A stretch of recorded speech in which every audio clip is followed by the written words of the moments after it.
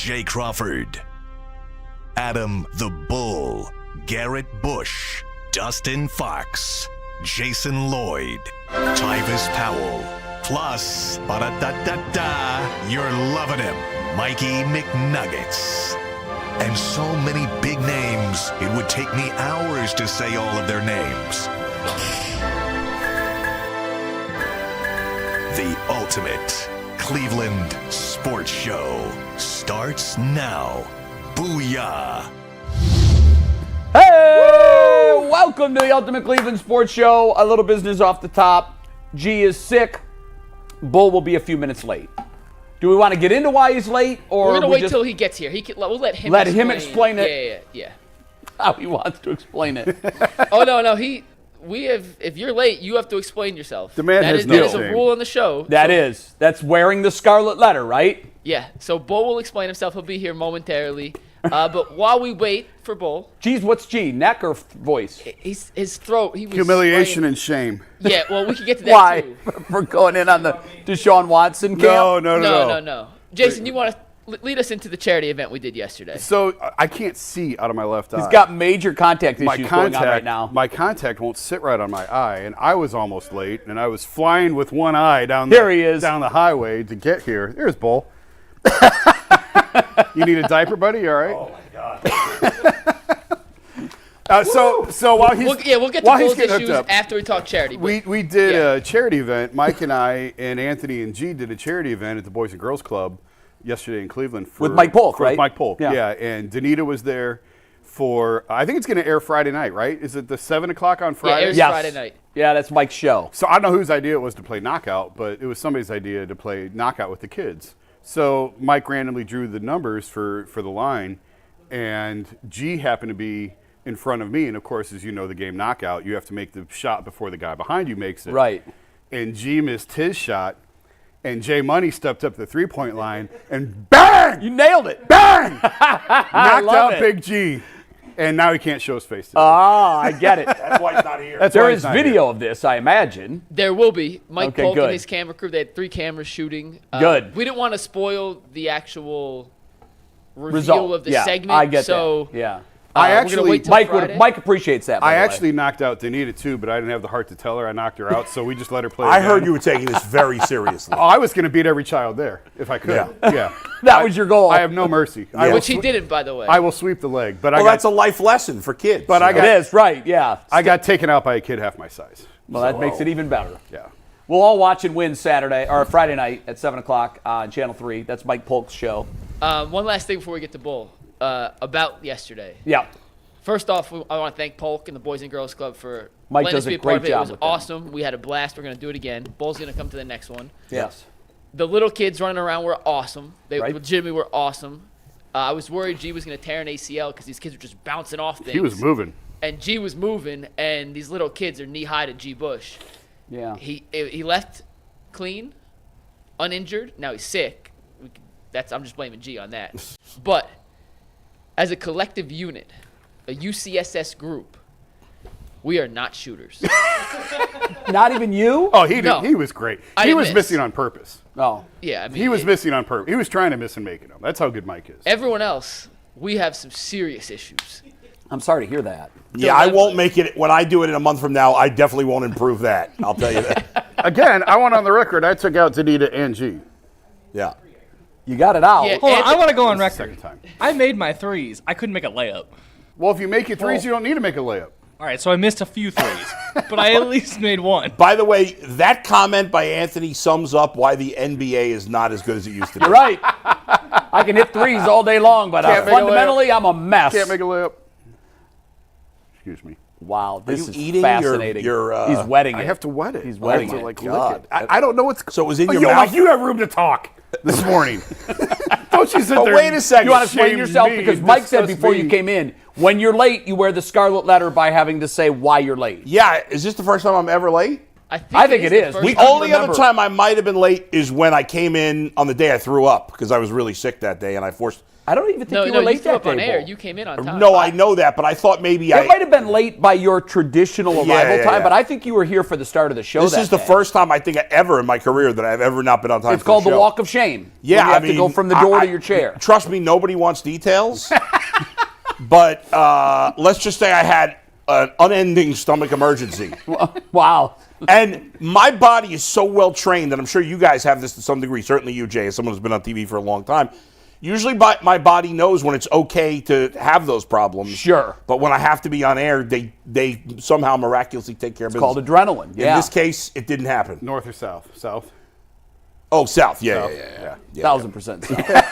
I didn't even think there was a question about that. I knew, but I wanted to clarify. Yeah. You wanted audience, Yes. a viewer I clarity. mean, this man has no shame. He threw up on air. He'll tell you whatever you want to know. Whatever. I keep it all honest. Yeah. No, you know what? I don't think it's no shame. I think Bull is, I've said this many times on the show, Bull is the most real human you'll ever meet. Like, there is nothing Thank you. artificial about you. No. There is nothing. Your life is an open book. Yeah. Well, and it's funny because the last couple of days I've been doing a little trolling, which I never do, but I was, putting out some Baker Mayfield tweets, right? I saw them. And then today I had to I probably blew the mind of every Baker bro because I actually put out a positive Baker tweet this morning. You did? And so people probably didn't What know how was to it? handle it. People didn't know how to They didn't know how to handle it. I'm They're curious going to see the crazy in the response. streets. I was mentioning that he has been I said he's been a fantasy football stud this year. He really has. He's second in points per game fantasy-wise Right. for quarterbacks that have played at least 4 games. And Deshaun's 25th out of 30 quarterbacks. I was surprised there was even 5 worse than him. But anyway, and I said I'm curious to see what he's going to look like from both a fantasy and an NFL perspective with Godwin gone for the year and Mike Evans gone at least 3 weeks. I said Monday night watching the game, Yeah. we're going to find out now. Yes. Because his security blankets, plural, are gone. I don't know how long Evans is going to be They're out. saying It looked about like a 3 couple weeks with Evans. Yeah, but, the Godwin Yeah. thing. Oh, yeah, my that was so goodness. ugly. Nobody cares about fantasy teams. I get it. In Yeah. 1 week, I lost Brandon Ayuk, Mike Evans, and the Lions receiver to the drug suspension. In 1 week. Oh, 3 Jameis You're right. receivers. No one cares. Yeah, I lost him Moving on. too. I at least had to get it on Is the it record. official with Williams? Is it two games, yeah. 2 games. I had already benched him because I knew it was coming, but Hey, Bull, one thing before we jump into some topics. Today. Yeah. We got a big show. We're talking Guards, Cavs, and Browns today. The chat is convinced you had Taco Bell last night, and that is what led to your You know stomach what? problems this morning. I'll tell you 2 things. There are 3. I know what it is now. I was going to just hit you. say that I didn't take it. There's 3 trigger foods that make me have stomach issues. yeah. And I was going to say I haven't had any of those 3 in the last 24 hours, but that's not true. I did not have Taco Bell. No. That's Is that one of the triggers? That is one of the 3 trigger foods. Run for the Not border. the breakfast. Taco Bell. I don't really eat Taco Bell lunch and dinner. Very rarely. But it is. When do you eat Taco Bell? Breakfast? I do.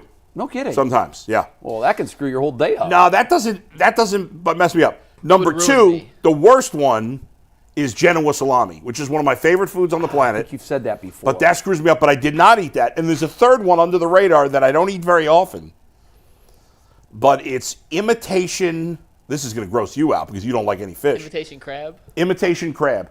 Which is also known as what, like ground up minnows? I don't know what it is. What in the hell? Why would I like it. But look what it does to you. But the problem is. Imitation. Wait a minute. Wait a minute. I'm usually on both sides with food stuff. Jay, I'm with you here. I need to 100%. know. It's kind I of gross. need to know. I admit it's gross. What is imitation I don't crab? even know what's in it. I don't think I want to know what's in it. I don't think I want to know. What does it smell like? It smells like crab. It really does. They probably put like fake crab smeller in there or whatever. I don't know. It's gross, but every once in a while I get a craving for it. So I got some yesterday. The problem is I can only eat it in small amounts, and I went a little over. This should be banned from consumption. It should be. Imitation crab. Imitation anything. That's Although, what- I'm wondering. Or at least let me know what it is. Yeah, Right. but it usually Imitation affects me crab? sooner. I had it like almost 24 hours ago, but that must be it. I'm curious now. How does it come packaged? In like Can that you peel off? there is a can version of it. This is more of like It's not a tube, but it's a. Oh my! It's a For the sealed love pack. of God, I know I'm exactly it's what you're talking refrigerated. Yeah, it's refrigerated. All right, because most of the time. except for when Billy leaves It's it in on like a crate out. like a plastic wrap All right. package. kinda. Because Alessia buys like the crab Yeah. meat from Yeah. the like in a deli thing. Yeah, well, that's fresh crab meat. That's not imitation. Okay, all right. Which I just that want to make get sure. sometimes. But What do you pay for imitation crab meat, and what's the price difference between real crab? Massive. Real Massive. crab's expensive. Oh, it I is? don't know exactly how much I spend. I don't. pay Yeah. atten- So crab is I'm an lucky expensive enough to not have delicacy. to worry about when I buy my groceries looking at the prices. Right. According to this, it's $2.50 a bag. A bag? It comes in a bag? It's Yeah, kind of this like a is what it bag. looks It's like a like. thin It comes in a bag. packet. Can we get a picture of it? I want Yeah, I've got to see it. First of all, this is give the me some first time. time I've ever heard that there's such a thing as imitation crab. I've heard of it. I was just making sure we don't eat it, and I guess we don't. No. If she gets it in like one of those deli containers, Yeah. it's probably real crab. Real crab. Because I'll get real crab sometimes. Sometimes at the deli at like Heinen's, they have real like lobster claws, Yeah. which I love. Yeah. Those things are a fortune, but every once in a while I get them. Do they sell imitation lobster meat? I don't know. Probably. I don't know that I've. Imitation crab's what you find in a lot of sushi. A lot of like cheap That's true. sushi Well, uses but imitation Jay doesn't crab. eat sushi. I don't eat sushi. I don't like sushi. I don't eat can't anything do that sushi. can live in water. I'm out. All right. We're going to work on, because we'll find I hope you feel better. You're feeling good now. I feel about All right, we're glad to It's hear out. that. I got it out of my system. Good. All right, well, let's get some Cavs into bowl system because the NBA season tips off tonight. And NBA and NFL fans can start the season with a big return on FanDuel, America's #1 sportsbook. When you get in a hunch in the middle of the game, you can check out all the latest stats, view live play-by-play, and so much more on the same page where you place your bets. You'll get started with $200 in bonus bets guaranteed when you place your first $5 bet. That's at FanDuel.com/UCSS. Never waste a hunch and make every moment more with FanDuel, an official sportsbook partner of the NFL, but it also has a ton of NBA bets, so make sure you guys use FanDuel for all your online gambling needs. Guys, the Cavs tip off the season tonight in Toronto against the Raptors. The game starts at 7:30. We'll go big picture in a second, but let's start with tonight's game. Give me a storyline, Jason, we'll start with you, that you are particularly interested in seeing how all the speculation comes to fruition against the Raptors. Can I have the same answer for tonight and big picture? Because it's Evan Mobley. And as much as they have talked up how much they want to use him, how much they want to make him a focal point, the fact they haven't run from it. Mike and I did a Cavs show last night, talked about it on that. It's really, I love it. Like they're putting pressure on Mobley now to live up to the player that everyone thinks that he can be. So, and I think it starts tonight. It starts right away in game one. We talked about it in the preseason. He was more of a focal point on the offense, getting the ball in his hands, playing through him a little bit more often, making him sort of a hub as they go. And I'm for it. Like it's over. It's long past due that this should have been done. Obviously you hope that whatever progressions this team makes offensively, they don't regress too far on the defensive side. There will be some regression. Hopefully it's not too much. But I'm really curious to see Evan Mobley and what he looks like tonight in this offense. My long-term answer is Evan Mobley. We now have a head coach who's known as a developer, as somebody who can help players improve with their skill set. And I think, and we talked about this on the program at length, I think the growth has been stunted of Mobley by the acquisition of a franchise guy that in Donovan Mitchell you need. Yeah. And I wasn't sure that Mobley was ready to step up and play that role, so I think they did this the right way. They got the guy they were sure was a franchise piece, and now they can put all of their focus and energy on what this franchise desperately needs to do and they've needed to do for a couple of years now, and that's let's see what Evan Mobley can be. So long term this season, I'll be paying particular attention to that. I think in the short term, Darius Garland tonight, he had a funny answer about the opener where he was asked, what his thoughts were on going back to Toronto, which of course was the scene of him getting the eye laceration that kept him out 3 weeks to start the season 2 years ago. And he started the answer by saying, an eye for an eye, which was funny. I got to admit, it made me laugh. I wish he wasn't saying it in a joking manner. I wish he was saying it more like, I'm going to get some retribution. And then he said that there's nothing special about this game because of that. But I do want to see, was last year the aberration? Was last year, when you look at the back of his basketball card, is that going to be the year that stands out because it was so bad? And I think it It is. I think that we underestimated his physical fitness and his ability with his jaw wired shut to stay fit and to stay in shape. And if you're a finely tuned athlete and you're down 5 or 10 pounds, it's going to show in the performance. And at the NBA level, where it's a league of elites, if you're down to 85%, it's going to really show itself. And I'm giving him a pass for now. There's no pass this year. Yeah. I want all-star Darius Garland. So if we get all-star Darius Garland, and we know what we're going to get from Donovan Mitchell, and we get an improved, more aggressive, a bigger link to the offensive machine in Evan Mobley, I think this team can take some serious strides. Guys, I think the word of the day and the word of the year is pace, right? That's the Cavs decided that all their problems were J.B. Bickerstaff's fault. Everything. That's it. They made no changes to the roster. Yes, some of that is that there was no easy path to making the roster better. But the other part of it was the main takeaway, which is that they blame J.B. Bickerstaff. And this team, you know, I think in any sport, but certainly in football and basketball, if your team's going to be just okay, I'd rather than be good at – I'd rather have a team that's good at offense because at least it's fun to watch. Right. More than a team like – and the Cavs have been kind of a defensive team, although we haven't seen it in the playoffs.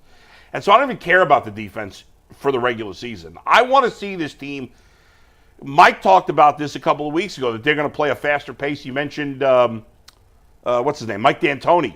Yeah. Is it D'Antoni or D'Antonio? Mike D'Antoni. D'Antonio's the coach of the old Michigan State. Right. Okay. So if they play that style, I don't know if you can win that way, but that's fun to watch. And then a bunch of guys are going to score, and it's exciting. I don't know. I want to see the team that is exactly the same players look different. Yeah, Pace. and then pace. you can say, oh, we see a tangible difference with the head coach. That's right. If they run it back and it looks exactly the way it did last year, I guess it wasn't the coach. Right. And then they'll make changes to the roster. Sure, they'll have to, changes because will the come. control in the experiment right now is the coach. Right. Yeah. And the pace is a fair point. You know, like last year in the playoffs, Darius got a backcourt violation, walking the ball. Like, I remember. That can never, right. ever happen. So I do think that they will play a little bit faster. And we'll see. To your point, Darius lost a ton of weight during the regular season, and Mike and I talked about it last night. No NBA player can put weight on during the season. It's They impossible. always lose weight because of how much they're running. I think average is probably about 3 or 4 pounds that a guy loses just playing the course of a season, no matter what they eat, because of how much running they have to do. I'm curious. Throw the ball up in the air and let's go. Let's see what it looks like. Did you guys watch any of Peeked Bronny in on- and LeBron last night? I didn't get to see any of it. I saw highlights this morning. Yeah. I watched the Celtics and the He shot Knicks. 61 threes. I'm like, what am I watching right Jay, now? my big thing tonight, my one thing to watch for tonight. Now, if you looked at the 4 teams, the Celtics were the aberration. They shot almost twice as many threes as anyone else. The Lakers shot 30. The Celtics shot 61. I guess that's what we're going to see this year. Atkinson said he wants them to shoot more threes as a team. Darius, Evan, now Strus is out, so that prohibits a little bit of three-point shooting. I am curious if he's going to go full-fledged analytics and go into more of the Celtics mode where 45 to 50 or even more than 50 is an acceptable number for how they want to win. I hope it's not that high. Let me ask you a question on that, because I thought the same thing. I'm like, so you know what the league is. All leagues are. They're copycat leagues. They see what the best team is doing, how they're doing it. We saw it for years with the Patriots and the 2 tight ends and everything else. I'm looking at last night, and I'm saying, is this going to impact the style of basketball that we see? Because it's already a 3-heavy game. But to your question, or to your point about analytics, I have a question to you. You can't just say, well, the Celtics shoot 63s a game, so we have to, and it'll make everybody better. The biggest component of that analytic is your shooting percentage. I don't think it's To an pure extent. volume. Mike, if you're shooting 20%, you're jacking 63s, you're getting boat raced every night. No, I agree, but you also could shoot 23s at 50% and making 10 threes a game is not enough. I couldn't agree more. You're making my point. It's somewhere in the middle. I agree with you. That's my point. Like, if you're at and I don't know what that number is. You probably have a better idea wanna of be what around it is. 35%. I was going to say, I think it's mid-30s. I would prefer it to be in the high 30s. If you can get to the mid-30s as a team and you're not shooting 45 to 50 threes, then you're not leaning into your strength. And so I think that will come out in the wash. I don't know what the sample size is, maybe 10 games before you kind of realize what kind of shooting team you have. 20. Is it 20? About the quarter That's mark. a quarter of the Quarter of the season? season, Okay. yeah. So let's see, and let's see if they set that mark and then adjust it based on the shooting percentage. I'm not convinced. Well, in fact, I feel very strongly that they're not the shooting team that the Celtics are. They're not. So not. you can't No, do they're that. not gonna shoot 60. And I don't think that whatever they did in the offseason is going to get them to that point. Does anybody think that at some point these threes are becoming too easy, that the league will I've wondered that. change Bull. it? Or do they just like the scoring and that, They have changed the rules to create this, to create more scoring. Right, so they're not gonna- I don't. At this point, I don't think they're going to do anything. I with guess the line. majority of younger fans find this style of basketball exciting. Yeah, it's sort of like don't it's sort personally, of like but- baseball. Wait for the 3-run homer. It's sort of the same thing where it's just threes and layups and threes I and think layups. the difference, though, is the 3-run homers are two a game is a lot. These 3-pointers, for me, I'm with you, Bull. I think what's happened, it's just a shooting contest. That's what it seems to be. Yeah. And it's just one after another, each trip down the floor. It's like Yeah. every team's waiting for their best look from 3. And to me, it doesn't feel like basketball. It feels like shooting. These guys are such good shooters. It's amazing. It doesn't matter. Like you could back the line up 3 feet. They'll figure it out from there. I don't thi- thi- Look I at don't- Steph yeah. Curry. Yeah, I mean he's the anomaly, but yes, all of these guys are terrific Yeah. shooters. I was just thinking, like, with baseball, yeah, obviously the game's changed since maybe we were all kids. maybe the shift was a better because the Yeah. shift led to more power because Right. it took out the fundamental of the game. I just think what's been lost in baseball is little ball to some degree, which is not as exciting as home runs. Right. Whereas I personally find, the action I loved, and I guess I'm in the minority, and what's the point of continuing to talk about it? So, but I like action in the paint and physical play. Centers with their back to the basket. Of the Yeah, eight, and How I would this miss change that. the game? That'll How would never this come change back. the game? I don't think. If for half of each quarter, there's no 3-point shot. Chaos. I love it. No, Hey, the Zach reason Edey's here, Bull. the reason I bring that up is because now there are guys that are in the league that can do one thing: Threes. shoot. Yeah. They stand out there and they shoot all day Yeah. long. If for 6 minutes of every quarter, and I don't know where that is, the first 6 minutes probably would make the most sense. Right. There is no 3-point shot. Yeah. Suddenly, there's going to be an emphasis on fundamentals, ball movement, and penetration, and that Right. kind of thing. It'd be interesting to watch. But you and and see I how- are in the minority. I there. think we are. We're Not in the enough vast people minority. want And it I that know, way. I feel like the old man get off my lawn because Yeah, yeah, I know yeah. the kids, They the like younger it. generation, Yeah. can just sit there and watch all day. Yeah. People shoot 3-pointers. To me, it gets boring. 20 years ago, 25 years ago, after some of those gruesome Nets Sixers type finals when the score was 93-89, Right. David Stern and Jerry Colangelo got the league together and said, we're going to change the rules. And the league voted no. And they said, get back in there and do it again. We're changing the rules. I'm serious. Like, That's How hilarious. do the ratings compare now to then? I don't know if that's. Oh, but they've grown exponentially. Yeah. yeah. Especially internationally. The international interest has grown the game. But is it grown Domestically, because I don't know. Because people like the sport more, or just because it's more accessible? More people like the sport. Yeah. I don't know that they like the sport more. I mean, think right. it's more people like the sport. I think the Jordan era, the numbers were higher than ever.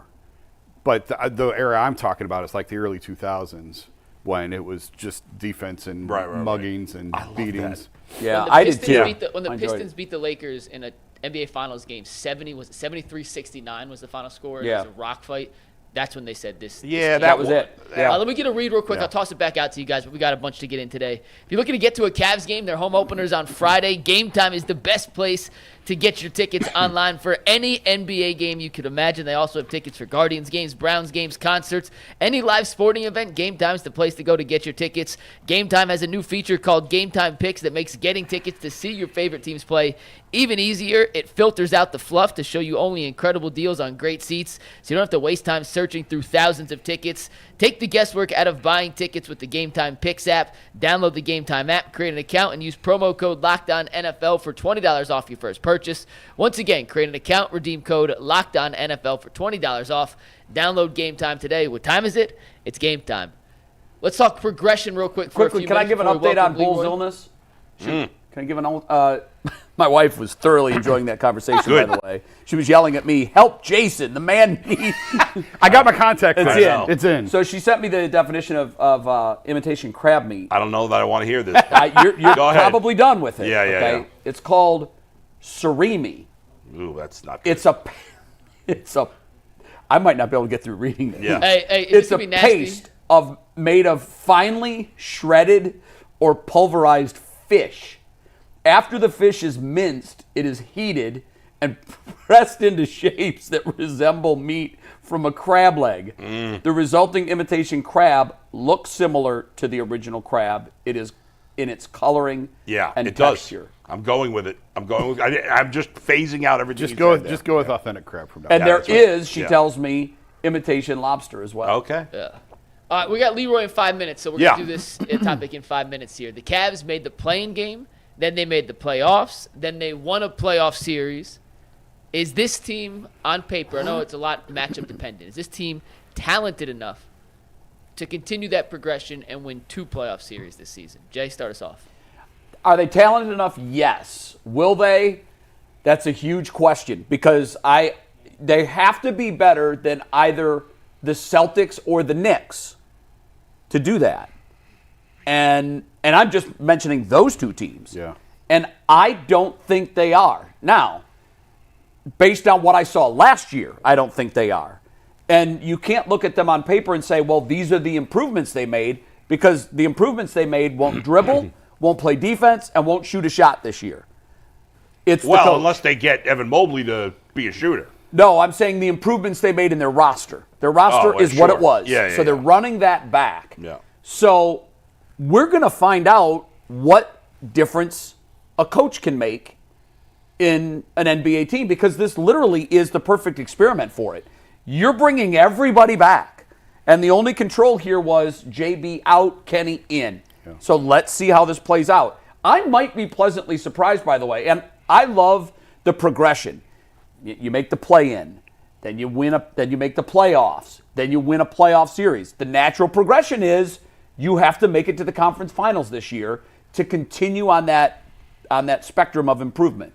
Do I think they will? No. I think they're capable of doing it, and it would be a surprise to me if they do, because I just think the Knicks and the Celtics are the class of the conference. I feel the same way. I mean, they're going to have to get lucky, right? They don't have any margin for error. Yeah, you mean like an injury to the Knicks? Or the right, and just that they have to stay healthy, right, and they have to be right, and they haven't been going into either of these the postseason the last 2 years, and so because I feel like players, is Jarrett Allen still day to day? By the way, do we know? I think he's playing. He's playing.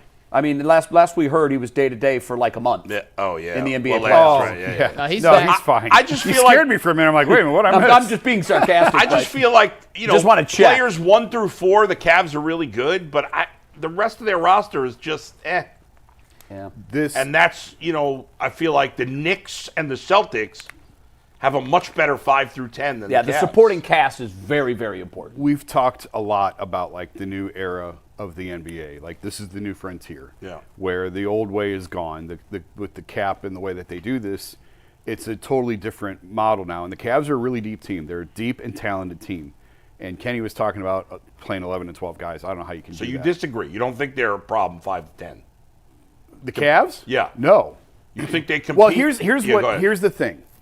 In the previous NBA, stars drove everything. Mm-hmm. If you had, look at the Heat, you win a championship. It was the Three Musketeers. Yes, you have then. 3 guys that could drag everybody to a Celtics started championship. that.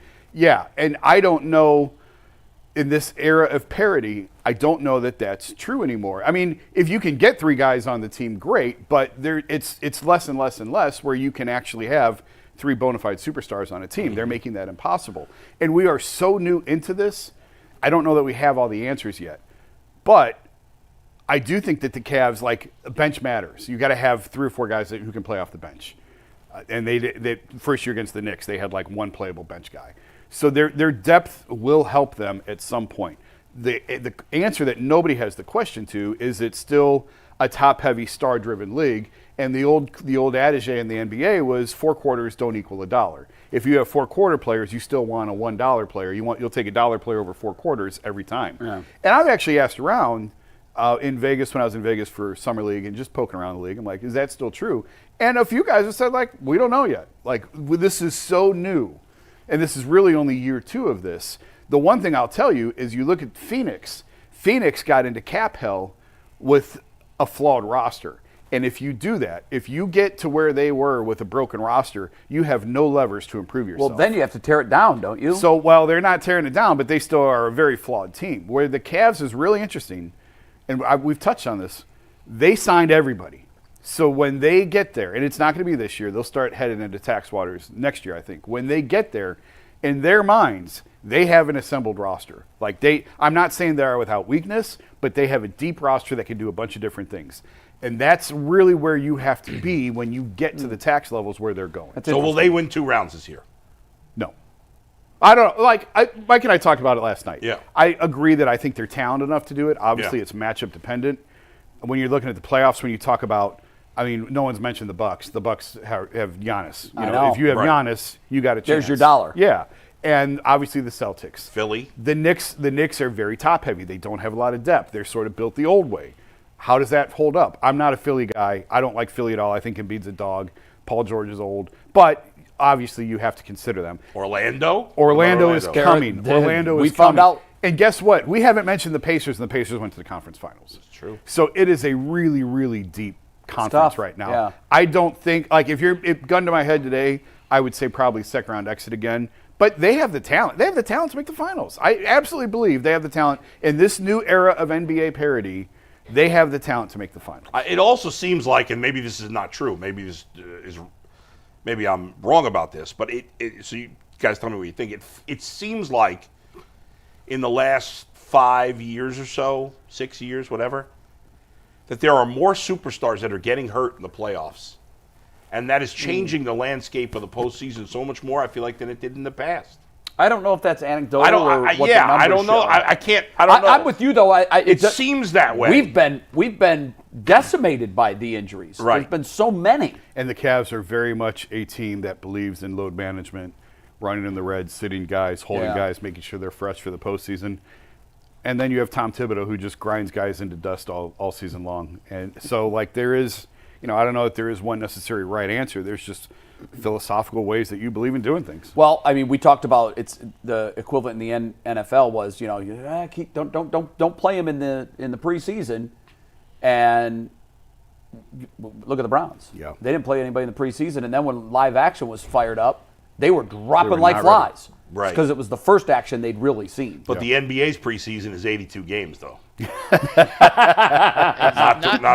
100% wrong on that, Bull. No, yeah, you're not. Bull. We're going to pivot and talk to Leroy about the Browns. If you want more Cavs content, Jason and I did 55 minutes on the Cavs last night. It's Whoa. on our YouTube page.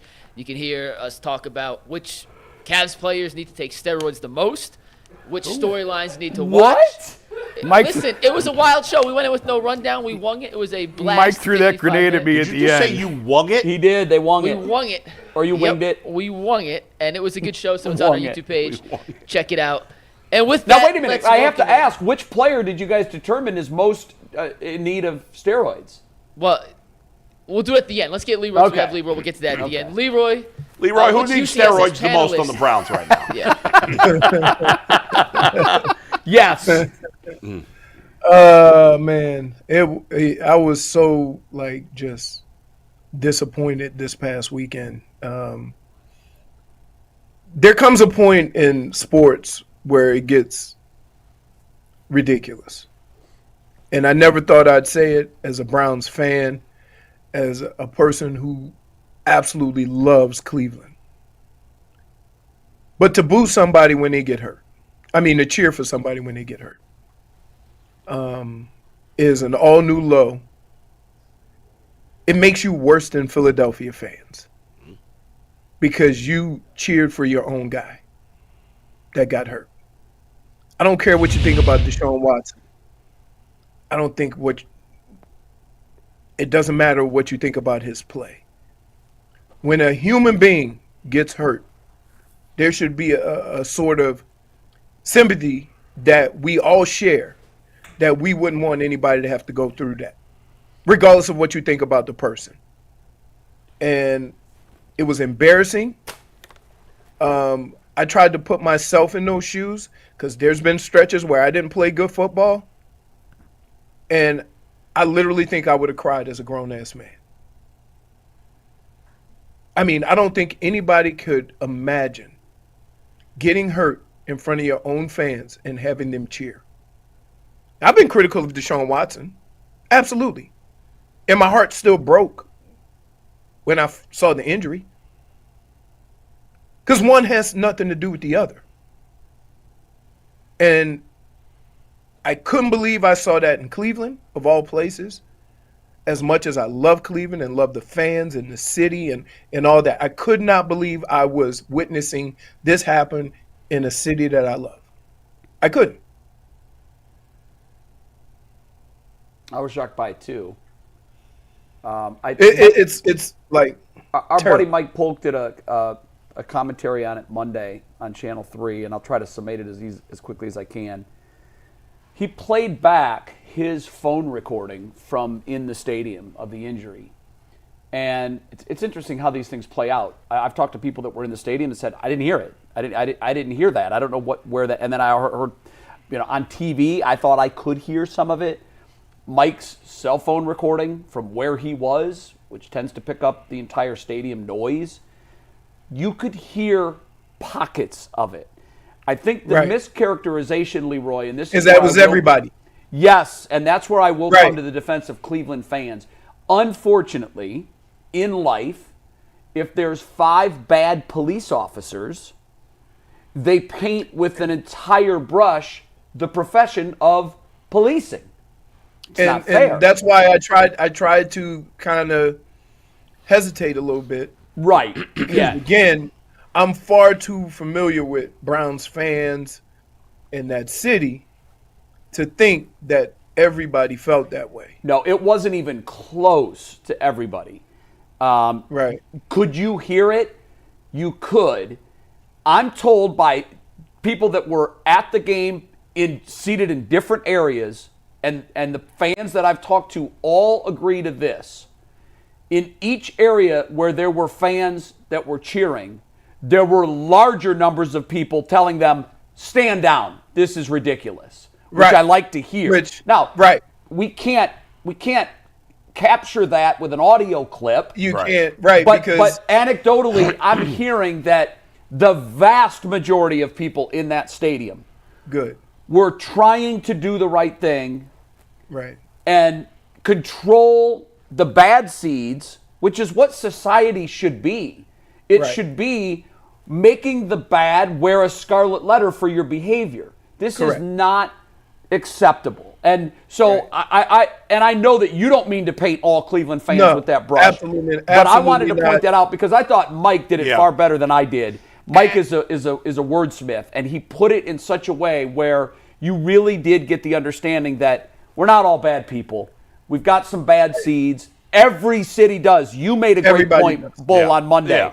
Bull made the point that he's willing to bet that if Deshaun Watson was playing for any of the other 31 teams, and that team had given up 3 first-round draft choices, $230 million, and had the production that he had over his 19 games, there would have been pockets of fans that would have done that in every city, and I believe city that. In America, there's no doubt. I would say that I can't say you're wrong there, but because I have a tie to that behavior, and I almost felt like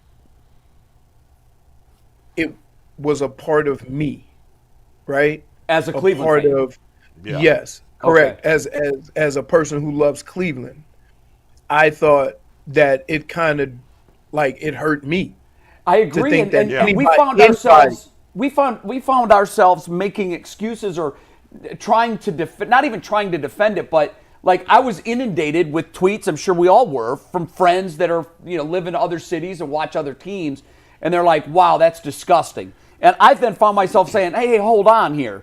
It wasn't everyone. And that's where I felt like I was almost becoming an apologist.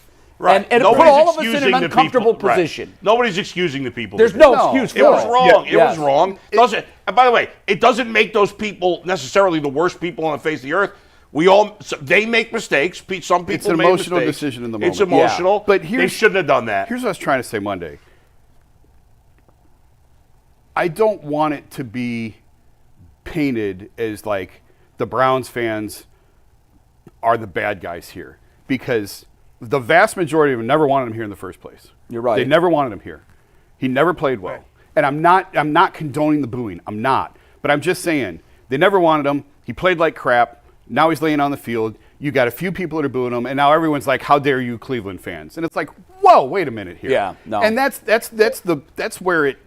what bothers Jay, me. he has become the poster child for an organization that has been riddled with absolute terrible play, and what they're looking at now is the guy that was supposed to be the savior has now become the symbol of another 3 to 5 year rebuild and maybe longer. He's wrecked him. He's wrecked the franchise right now, as it sits. It's wrecked the franchise. Yes. I don't know if it'll take 3 to 5 years, but yeah, I mean, right now we don't have a first round draft pick on our team right now under 25 years old.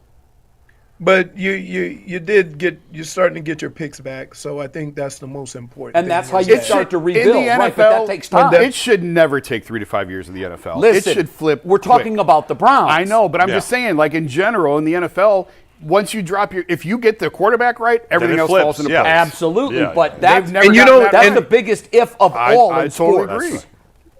Go ahead, Leroy. And I always wonder, and I'm gonna say this, but and I get that they moved on, but you not only have to get the right quarterback, but you have to be patient. Like, one of the signs of an organization that struggles, look through all the teams that have struggled, is their impatience. Yeah. Right?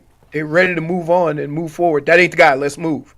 That ain't the guy, let's get another one. That ain't the guy, let's do this. And it all seems to coincide with teams that struggle year after year after year.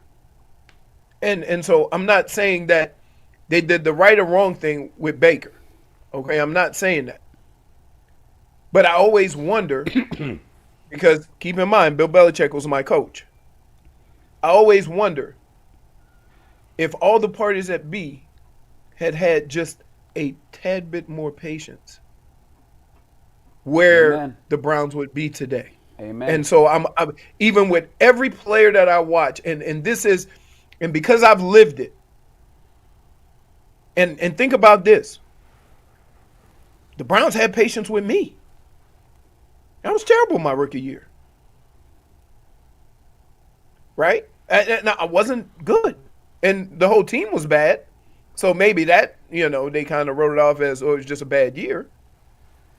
But you got to have some patience with players, with coaches, and you got to have a plan. And very rarely does that plan involve injecting one person into your organization and turning it around. It very rarely does. Well, yeah, look and see the New York Jets, right? Well, in defense of the Browns, at the time of the trade, Deshaun Watson had been a far better quarterback than Baker Mayfield. Far better. Sure. And so I understand what the Browns did, and that's why I and some others, many others, thought it made sense. Obviously, it turned out to make no sense, and it was a disaster. I do realize that I'm being, playing the result. I'm not going to Yeah, we say have the that. benefit of the results in that argument now. But Leroy, to your point, Sam Darnold, it's fascinating to me how nobody ends up here. Nobody ends up being this good. You've always had this in you. Right. It just takes different lengths of time to come out. Being this way. Yeah. Right. And that's just the thing. These guys get drafted, and you see them play, and everybody says, this is what this guy could be. Nobody says it's going to happen in year 1 or 2. Right. There's been a lot of quarterbacks that have – hell, I played with Randall Cunningham. right? And he was awesome. So, like, yeah, it happens. Look at Warren Moon. They ran him to the Canadian Football League. He's a Hall of Famer now. They did. Why don't we ever?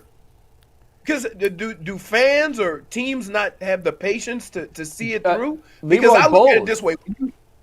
Right. The fans are the ones that want to see the shiny new toy. But for every Sam Darnold, there's 100 Josh Rosens and Blaine Gabberts, and so there's and Sam Darnold has played well for 6 games. We don't know he's going to be, right. No, but what we do know, what Yeah. we've learned, and this is Leroy's point, I think, we expect these kids, because that's what they are when they come into the league, to understand and grasp the most difficult position to play in all of sports against grown men right away. And it's not fair. I mean, it's going on in Carolina right now. It's gone on here a million times. Right. Like, what But might Baker had been here 4 McCoy years. have been? It hadn't. It was. I don't think it was. I think the only reason. No, but with him there was a mixed bag, which really, to Sure. Leroy's point, Sure, but told look- you we know it's in But there. look what the Rams did. There was a mixed bag with Jared Goff, and he's been good in Detroit. He But took they him to traded the for Super Bowl. Stafford, and he won a Super Bowl. He Exactly. took the Rams And to a Jared Super Goff Bowl. had taken the Rams to a Super Bowl. And now yeah, it might think work about the other that. way Like, around too. Might. Go ahead, Leroy. I Sorry. just think I'm not, and I agree with what everybody's saying. But to your point, Bull, why does this always happen with the teams that struggle? Why does this always happen with the teams that don't, the organizations that don't have success? And so that's more of my point. Yeah. Is that it seems like the impatient organizations, the impatient fan base, usually these are the type of teams they have. Right. And Because I got it's to tell you, yeah. Green Bay has had a quarterback for the last 30 years. Right. Why? Because they draft a quarterback, they say we ain't gonna play him for 3 or 4 years, and we don't care what nobody thinks. When he's ready to play, we'll get rid of the other guy. Right. They don't listen to the fan pressure. Well- And look at Right. Pittsburgh. In Pittsburgh, since the retirement of Ben Roethlisberger, when Ben Roethlisberger was done, they're kind of looking around like, is it Kenny Pickett? Is it this guy? Is it this guy? What's stunning to me about the Steelers this year is the fact that they took a quarterback that was flawed from Chicago. They plugged him in, and now they've got their guy healthy in Russ, and all of a sudden, what are they, 5-2? Right, but they haven't won a playoff game in a decade. No, I'm not talking about the past. Yeah. I'm talking about this year. They've been able to navigate the waters with a quarterback that I think we all agree is not going to be an elite quarterback at the NFL level.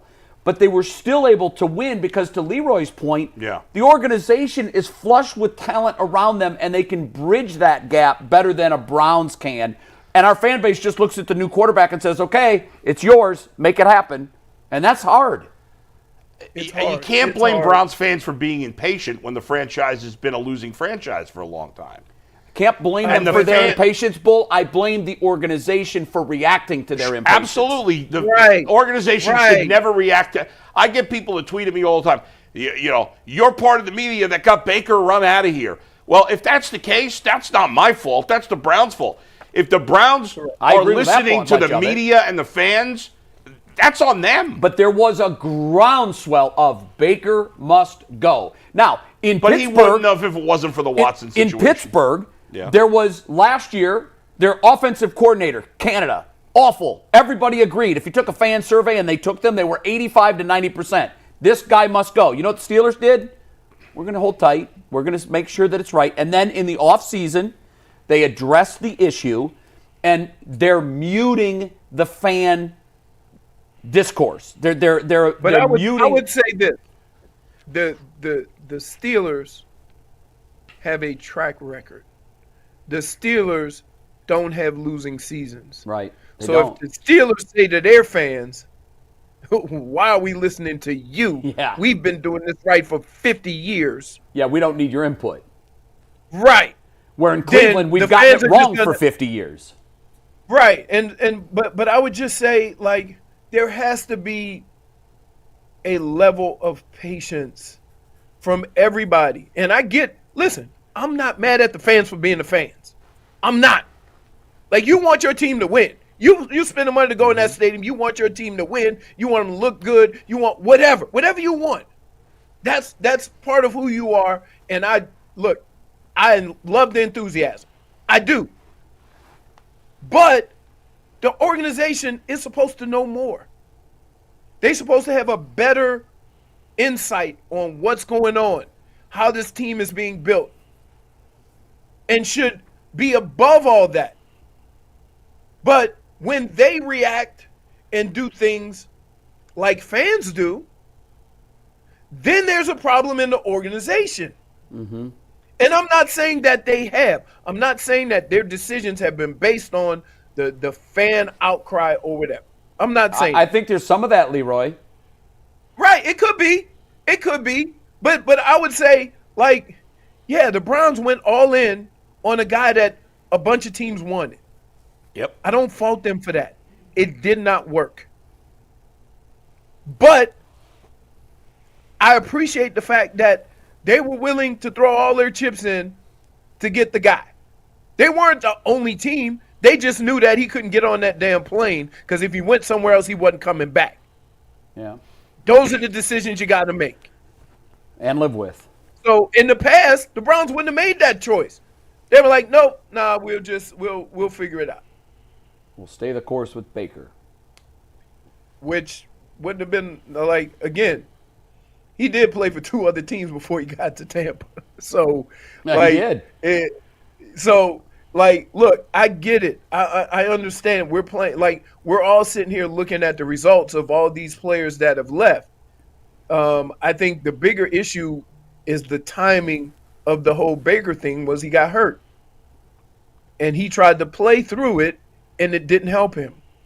It actually confirmed whatever the Browns may have been thinking of him. I think that's very accurate.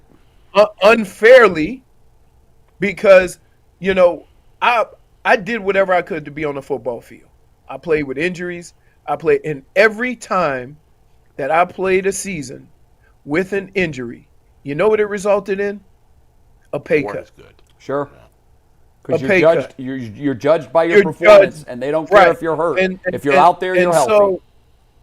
So, I like, as much as I want players to suck it up and go give whatever you can, when they don't, I always think this is what the league asks for based on how they do business. Mm-hmm. Yeah, that's Fair. so true.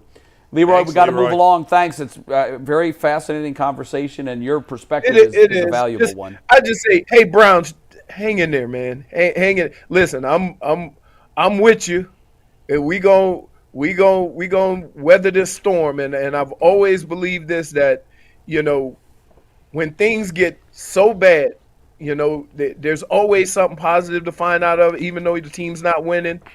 Maybe you find a diamond in the rough. Maybe you find, you know, that young quarterback that comes in and finds it and finds his way.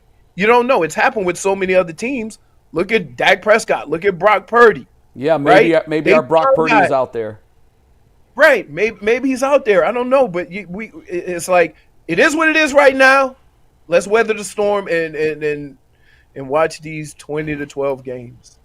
Awesome. Thank you, Leroy. We'll see you next week. See you next week, All right, brother. guys. We're going to move on to our next topic after a quick word from Prize Picks. Prize Picks is America's #1 daily fantasy sports app with over 5 million active members. Prize Picks is the easiest and most exciting way to play daily fantasy sports. Unlike other apps on Prize Picks, it's just you against the numbers. All you do is pick more or less on 2 to 6 player stat projections and watch the winnings roll in. Prize Picks puts its members first, so all withdrawals are fast, safe, and secure when your picks hit. You get your money in as quick as 15 minutes. Download the Prize Picks app today and use promo code LOCKEDONNFL to get $50 instantly when you play $5. That's promo code LOCKEDONNFL on Prize Picks to get $50 instantly just by playing $5. You don't even have to win to receive the bonus. It's guaranteed. Prize Picks, run your game when you want. Leroy mentioned young guys maybe blossoming, finding a diamond in the rough over the next couple of weeks as the Browns figure out their 2025 plans. And a guy in Cedric Tillman had his best game of his career against the Cincinnati Bengals. He had 81 yards. Bull, Is Cedric Tillman turning a corner potentially, or was this game just a little bit of a blip on the radar for their second-year receiver? I mean, I got to see more of it, but it's the most promising sign by a Browns drafted third-round pick wide receiver that we've had in 4 years. They got to get one of them right eventually, right? So I don't want to just throw it away. Now, I understand until this point he's essentially done nothing. But, you catch and we've seen many times in the NFL a guy have one game like this and do nothing the rest of his season, rest of career. So one game proves nothing, but I think it was a promising sign, and I'm curious to see from here, maybe it's not Jerry Jeudy, maybe it's not Elijah Moore, maybe it's Cedric Tillman that now blows up. I certainly think it's possible. I'm not overly optimistic. I'm certainly not going to guarantee that that's going to be the case, but he's got me curious after this game to see what he can do to follow it up. He was a guy that had elite potential. I think we all agree on that. I think the injury dinged him in the draft. Yeah. My take on this is this. Someone has to be the target. Someone. And Right.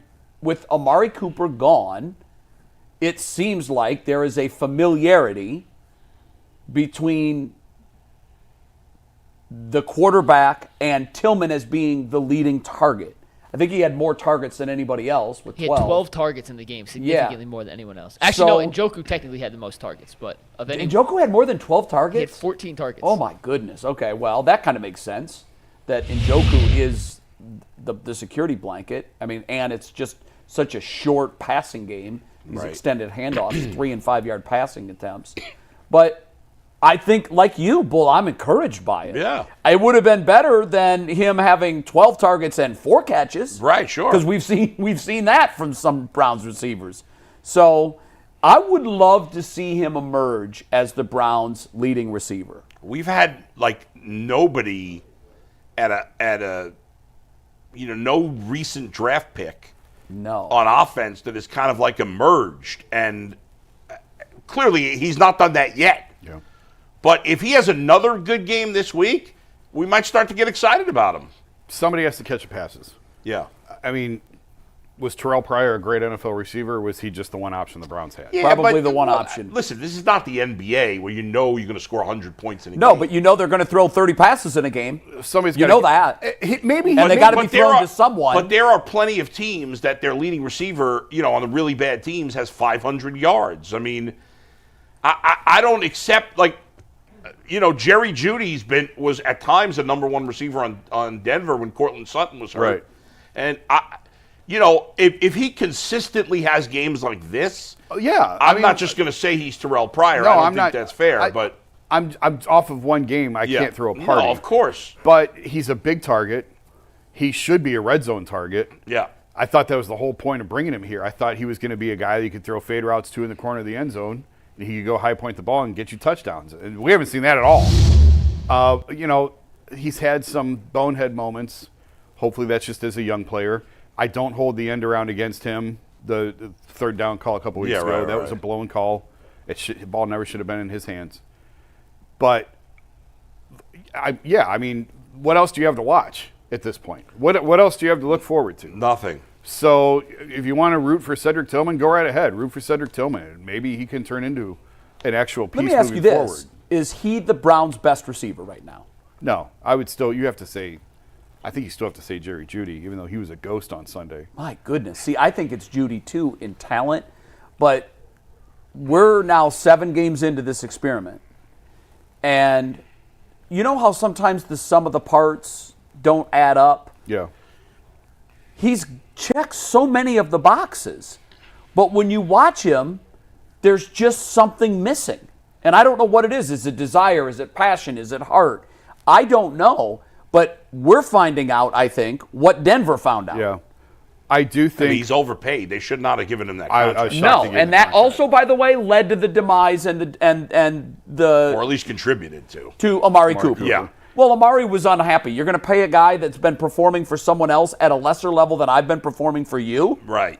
Made no sense. and it fractured that relationship, and it was over. I mentioned this on Monday's show, but Sunday looked more like the old Kevin Stefanski offense than anything else we've seen. I thought that too. This year, where 13 personnel, 3 tight ends, Deshaun was under center, play action. I think you're going to see more and more of that. Do we know what Jameis thinks of that? Like, is that necessarily fit his skill set? I mean, he's not a runner. No, he's not a runner. He's from the Jimbo Fisher college offense. Yeah. I know Jimbo pretty well for covering him. He likes under center play action. That's right up his Beautiful. alley. Perfect. And it's a match made in heaven. So I think that you can't get worse quarterback play. You can't get worse quarterback play than they've gotten. And maybe eventually you can start to throw the ball down the field a little bit more than what it has become. I thought Jameis looked to do that in his brief time. Oh, yeah, I mean, I don't think you can't read anything into that at all. No, because it was garbage. I mean, not really garbage time, but it was late. But he looked to me more like what an NFL quarterback should look like. Yeah.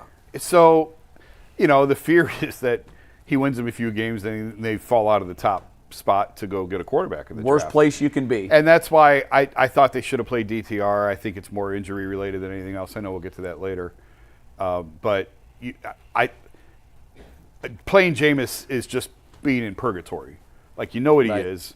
I don't know that anyone thinks Jameis Winston's the long-term answer at quarterback for the Browns. All he might do is run into a couple more wins. That's going to knock you out of the draft. If spot we you stumble wanna be into in. a 7-10, this season is a nightmare. I mean, for them to go 7-10, they'd have to have a winning record the rest of the way. I don't think that's likely. They have to go 5-5. Well, we're going to talk No, about they have these. one win. Oh yeah, you're right. I be keep 6 wanting to and say 4, they're 2 yeah. and 5. No, they're Yeah, 1-6. We're going to talk about the quarterback That isn't situation gonna happen, after we man. bring in our quarterback to help us dissect what happened over the weekend. We'll talk to Sean King in 1 second. But first, NFL fans, you can start the season big with a big return on FanDuel, America's undisputed #1 sportsbook. When you get a hunch in the middle of the game, you can check out all the latest stats, view live play-by-play, and so much more on the same page where you place your bets. You get started with $200 in bonus bets guaranteed when you place your first $5 bet. That's at FanDuel.com/UCSS. Never waste a hunch and make every moment more with FanDuel, an official sportsbook partner of the NFL. Mikey, you and Anthony are making trades with each other in the middle of the show? No, we did it while we were waiting for you to get off the toilet. And with that, let's welcome in Sean King. What's up, Sean? How you doing, my man? Zing! How you guys doing, man? Much we're better now, lovely Sean. here, brother. We're just lovely. The building's no longer on fire. There is no building left. The building is ashes now. Hey, listen, I'm the fireman. That's why they bring me in. You guys are having a down week. They bring me in to pick you up. We don't need a fireman. The fire has happened. We need a construction dude. Yeah. Can you build? Absolutely. And I was listening to a little bit of the conversation. Let's start with this. Stop putting a ceiling on what Jameis Winston can be. He's only 30 years old. Okay. So when you look you're at right. guys are playing longer now because the game isn't physical at the quarterback position like it used to be. So let's just start there. He gives you guys the best chance to win. I've come on this show every week. All I heard when Deshaun Watson was struggling, well, maybe we should bench Deshaun and go to Jameis, because you were thinking logically. You can't try DTR out there and then expect Nick Chubb and Myles Garrett and all these other guys to believe that we're actually trying to win games. So why would you play Nick Chubb if you're not going to try and win games? Yeah. So you have to go out and try and win. And so what I want people to do, Jameis has thrown for more than 4,000 yards 3 times in this league. Like what happened in New Orleans with him, he was actually named the starter, a lot like DTR this far in his career. He hasn't been able to stay healthy. If Jameis can stay healthy, his ceiling still is pretty high. So let's just start there. Stop putting a ceiling on what you think Jameis Winston can be. Yeah, I mean, I guess there's no reason he couldn't be the next Geno Smith. I mean, he was better in his first go around in Tampa than Geno was in with New York. the Jets. Yeah, absolutely. And he That's was a higher drafted player and more highly thought of coming out of college. And he's about the same age. He's only a year older, I think, than Deshaun Watson. Right, but no, I'm saying Yeah, he's about the he's same 30, age. Deshaun's 29. Okay. Right, he's about the same age that Geno was when Geno had his turnaround in Seattle, maybe even a little younger. All right, I'm feeling all right. So you never know. I mean, you're not going to bet the house on it, but it's a fair point. You never know. Right. How well do you know him personally? Extremely well. Yeah. He's been itching. See, here's what Jameis has learned. Jameis's Tampa career was a lot like Deshaun's Cleveland career, but Jameis had more success. Matter of fact, let's do this. Compare Jameis to Baker and what Baker dealt with in Cleveland. Okay. Early in their career, they were very similar.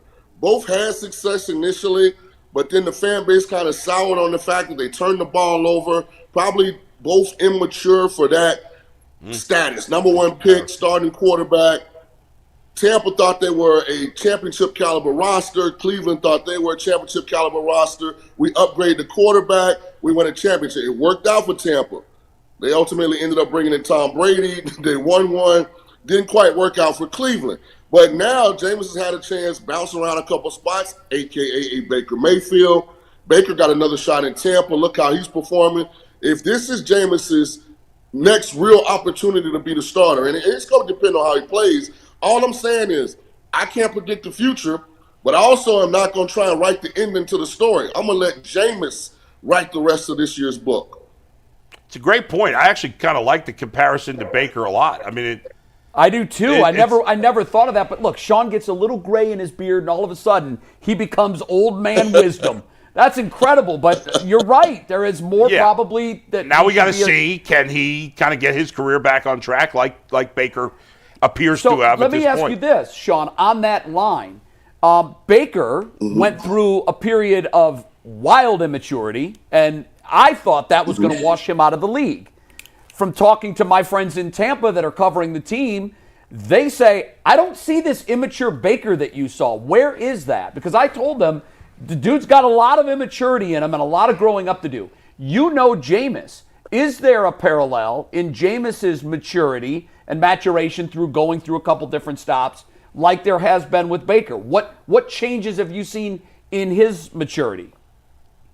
Well, here's what happens with professional athletes. Failure either ruins you or it turns you into a better person and player. And Baker Mayfield and Jameis Winston are two athletes that failed and used that failure to kind of do some self introspection.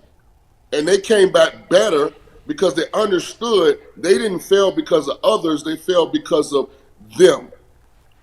And so now you're getting the more mature version of Jameis, just like the Bucs are getting the more mature version of Baker.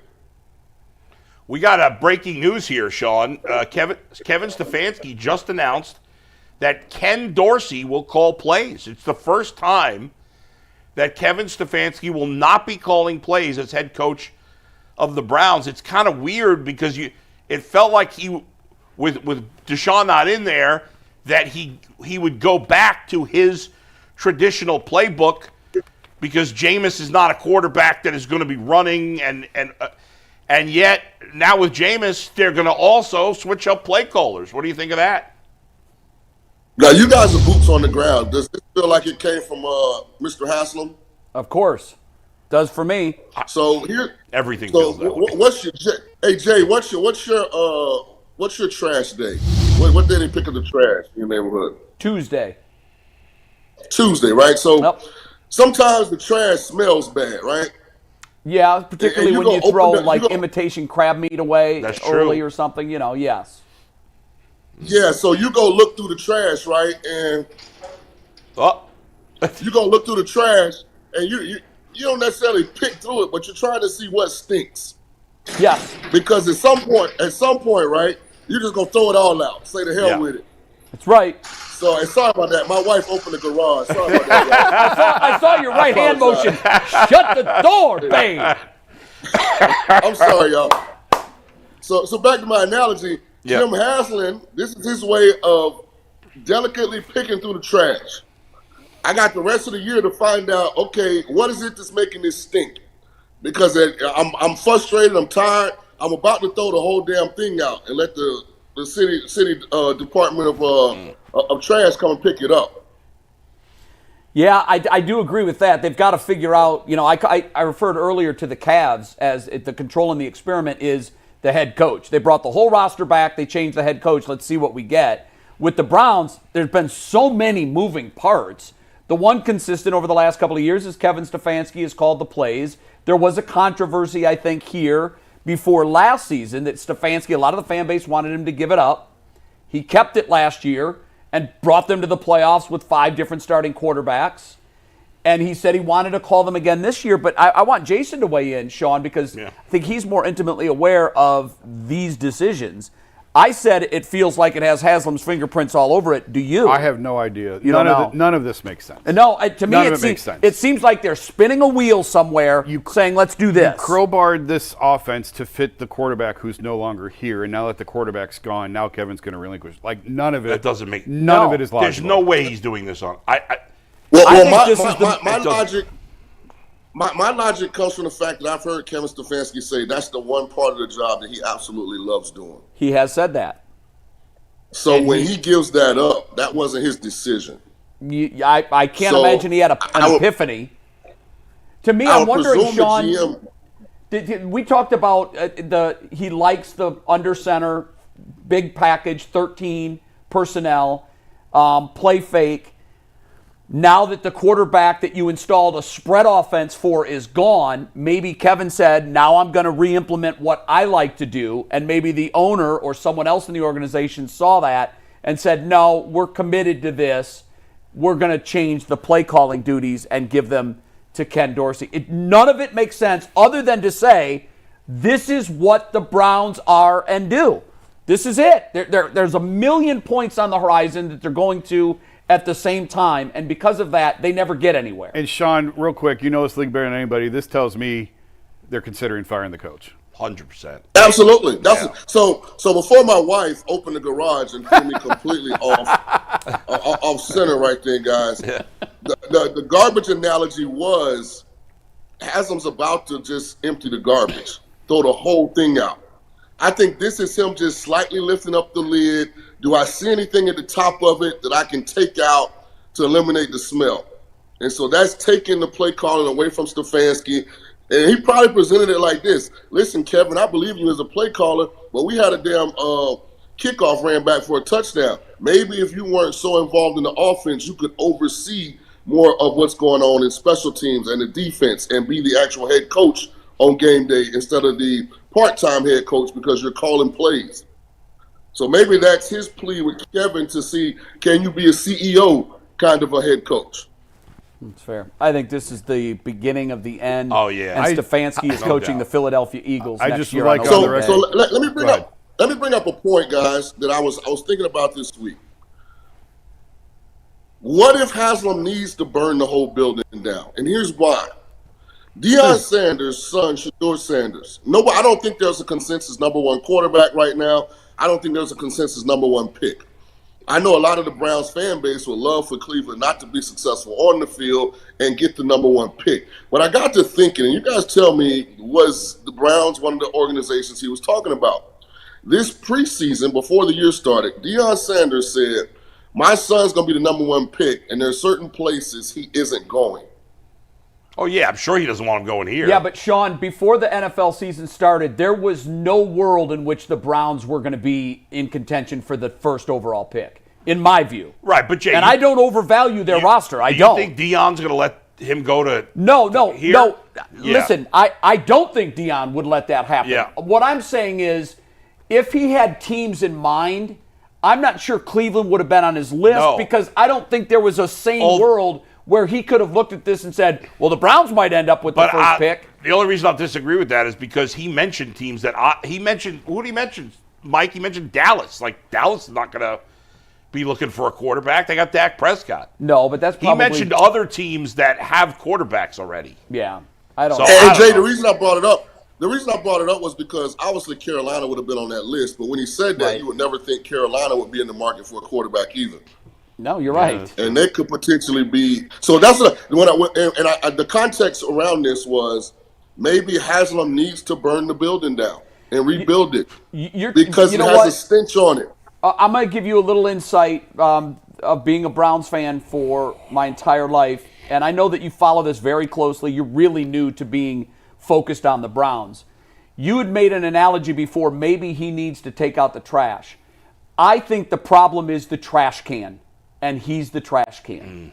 We've put different things in it, and we've emptied it all kinds of times. Still stinks. But there's one person that's putting the stuff in and taking it out, and it's him. And it's my assessment that they are rotten at the top and it all filters down. And as long as he is the owner of this team, and I've maintained this for a long time because I've been told by people that know a lot more about this than I do, as long as he is the owner of the team, I never can envision a time where they are the top of the heap. I just don't see it. Well, it's interesting because Carolina fan base thinks the same way. They might be right too. Check the emails. Find somebody to check the emails. That's how they got Dan Snyder out of Washington. It all started with the emails. That's right. No, listen. I don't want to give away too much, but there are people that are checking the email. That's right. Thanks, Sean. Sean, you're the best. Hey, man. Love you guys, man. Hey, love you, brother. Love you, brother. You too. And we'll see Sean on Friday breaking down some Jameis Winston tape to hopefully get us even more excited about the Browns-Ravens game on Sunday. We're going to talk about that change in play calling move in 1 second after a word from Game Time. If you want to go to the Browns game on Sunday to see Ken Dorsey and Jameis Winston dial things up together, you better be using the Game Time app to get your tickets. Game Time has a new feature called Game Time Picks that makes getting tickets to see your favorite teams play even easier. Game Time Picks filters through the fluff to show you only incredible deals on great seats, so you don't have to waste time searching through thousands of tickets. Game Time Picks has priority seating, all-in pricing, and their lowest price guarantee. Make sure that you at the best price possible. If not, they'll credit you 110% of the difference. Take the guesswork out of buying tickets with Game Time Picks. Download the Game Time app, create an account, and use promo code LOCKEDONNFL for $20 off your first purchase. Once again, create an account, redeem code LOCKEDONNFL for $20 off. Download Game Time today. What time is it? It's game time. All right, coordinator change, guys. Ken Dorsey now the play caller for the Browns. Jason, you alluded to it. None of it makes sense. Are you guys, Jay and Bull, aligned with Jason that this just screams? I have one problem with it. First thing I thought of. I have one problem with it. We talk about controls in the experiment. If the Browns come out and score over 20 for the first time this season, let's say they put up 35 on a Ravens defense that is, by the way, I think this team's going to the Super Bowl. But if in the near future this Browns offense springs to life and is awesome, here's the question everybody's going to have. It's one they asked in New England for 15 years. Coach or quarterback? Yeah. We can't figure out what smells in the trash if you take all of it out at once. And so they have Tom Brady. We have Jameis Winston. But here's the problem, Bull. Yeah. If they play great in 2 weeks, because I'm not giving them any, they're not going to play great against Baltimore. Let's say they do. I don't know. Baltimore's defense is not that great. I think Baltimore is a Super Bowl caliber team. I just do. But let's just say that they play great. They put up a 35 on Baltimore. Yeah. What is the number one topic of conversation going to be the following Monday? Quarterback or play caller? That's it. Well, was this, oh my God, Ken Dorsey's walking on water? Or there's going to be a fraction of the fans that say, oh my God, Jameis Winston is this year's Joe Flacco. I know, but we don't know what it is. Well, Ken Dorsey was a horrific play caller in Buffalo. And the offense took But he off had when a history of being a good play caller. But he had done a good job the year before. This is ridiculous. There's no way he made this choice on his own, right? Why is he such a wimp? Why does he let Jimmy push him around? I don't know. Listen, I wouldn't be surprised if at 3 o'clock today I read that Kevin Stefanski has issued his resignation. No, because then... No, he doesn't get his money. Make him fire you. He's going to get his money. He's going to end up in Philadelphia, guys. Oh, my gosh. That's where he's going. I don't know. I mean, listen, Kevin Stefanski deserves plenty of criticism for this year. He's not immune from it. Yes. He is absolutely I would not fire him because I'm not going to fire a coach for having one bad season. We don't generally, you fire a coach because he's shown you a track record that he can't get the job done. That's why I'd fire Zach Taylor. I wouldn't fire Kevin Stefanski because I feel like he's overachieved overall. Is he begging them to? I don't know. I don't know what's going on here. And listen, we don't know that this was not his choice. It just seems to make no sense. Like if you're going back to what have you? What are they going to play spread with Jameis? Zach? Like, are you hearing anything? No, I mean no. I know. I thought maybe you were getting texts from. No, because they're still in the press conference, and then availabilities and the locker room opens at 12:45. I'm headed there right after the show. I was going to go to the locker room today. I don't have any more information than anybody else does at this point. It just doesn't. It's just not logical. If you're going to make Dorsey the play caller, make him the play caller at the beginning of the season. This is his system allegedly. And Deshaun's the quarterback for the system. But to do it when Deshaun goes down Makes no makes sense. zero. And as you're transitioning back last week, he was very much transitioning back. At least to me, it looked like he was transitioning. Do you back think to that his could have had offense. anything to do with it? That DePodesta and Haslam saw that, here comes his old offense creeping back. We've got to do something. I don't know. I have no. I mean, I'm sorry. I wish Just I a could guess. give you great answers. I don't know. Look, I don't Because know it didn't look either. any I'm just better. making I mean, a it didn't look any guess. better. They didn't move the ball last week. I mean, No. Deshaun was on pace finally for 200 yards, but it was all this. Sure. You know, but I mean, whatever. The numbers were decent, but the offense wasn't really moving the ball all that well. Who knows? No, they weren't. There is no. This defies logic. This is just throwing it at the wall and seeing what sticks. I just got a text from somebody that would have insight on this, and they said it's got to be Jimmy. I mean, well, think of the train of thought here. Yeah. They fired AVP this summer. Well, let's go chronologically. They fired AVP this summer. They brought in Ken Dorsey to implement a spread RPO system to fit what Deshaun wanted, right? Yep. You tell me when I go astray here. Yeah, the only thing you left out is they pretty much cleaned house on the offensive side. No, I'm saying yeah. But I'm yes, just saying we're just going Your chronological. initial premise is Fire correct. AVP, hire Dorsey to implement spread RPO Yeah. concepts for Deshaun. The offense through the first 7 weeks of the season did not really work. Deshaun's out, so the quarterback that was here to do spread RPO is now injured. You have a quarterback who's traditionally excelled in play action play action under center, Yeah. traditional West Coast offense. And now that's your quarterback, you're going to hand over play calling duties to the offensive coordinator you brought in to help maximize Deshaun Watson. Completely backwards as far as I Right? see. That chronological order is correct, right? Jay, I think he's got it right. Yeah. It's Now, I don't know how you make that make sense. there's nothing about this that's logical. Nothing. But it's the Browns. Is What do it? you expect? That's why I say I know we don't know, but to me, it just seems like another impulsive Jimmy move. That's what And it feels like. And I don't want to sit here because I wear so many hats. I don't want to sit here and say definitively it's Jimmy because I just found out when you guys did 6 minutes yeah, ago. and you're So the journalist of the bunch. We're opining. So I can't. I can't. But I mean, yeah, it feels like it was someone above. I mean, Kevin's saying it was solely his decision. What's he Of course supposed he's to gonna say that. Yeah. What else is he supposed to say? But it certainly feels like. Yeah, Kevin woke up decisions this are morning being and made. just lost all confidence in his play calling Well, abilities. don't you think Dorsey was forced on him in the first place, most Yes. likely? Yeah, I did. Yeah, I we did. talked about that at the time. So why doesn't Jimmy just Sell the team and get out of again, the way? it feels a little unfair because we don't know for sure about any of this stuff. We don't know. But Bull, the reason we don't know Yeah. is because they've got a steel curtain, Right. and they don't let us in on how this But all franchise teams is do run. that, though, Jay. Most Yeah. teams do that, but what Right. the reason that's problematic, Yeah. if you're winning, who cares? That's true. Carte blanche, man. Is it Robert Kraft? Is it Bill Belichick? Now Yeah. they're feuding. Who cares?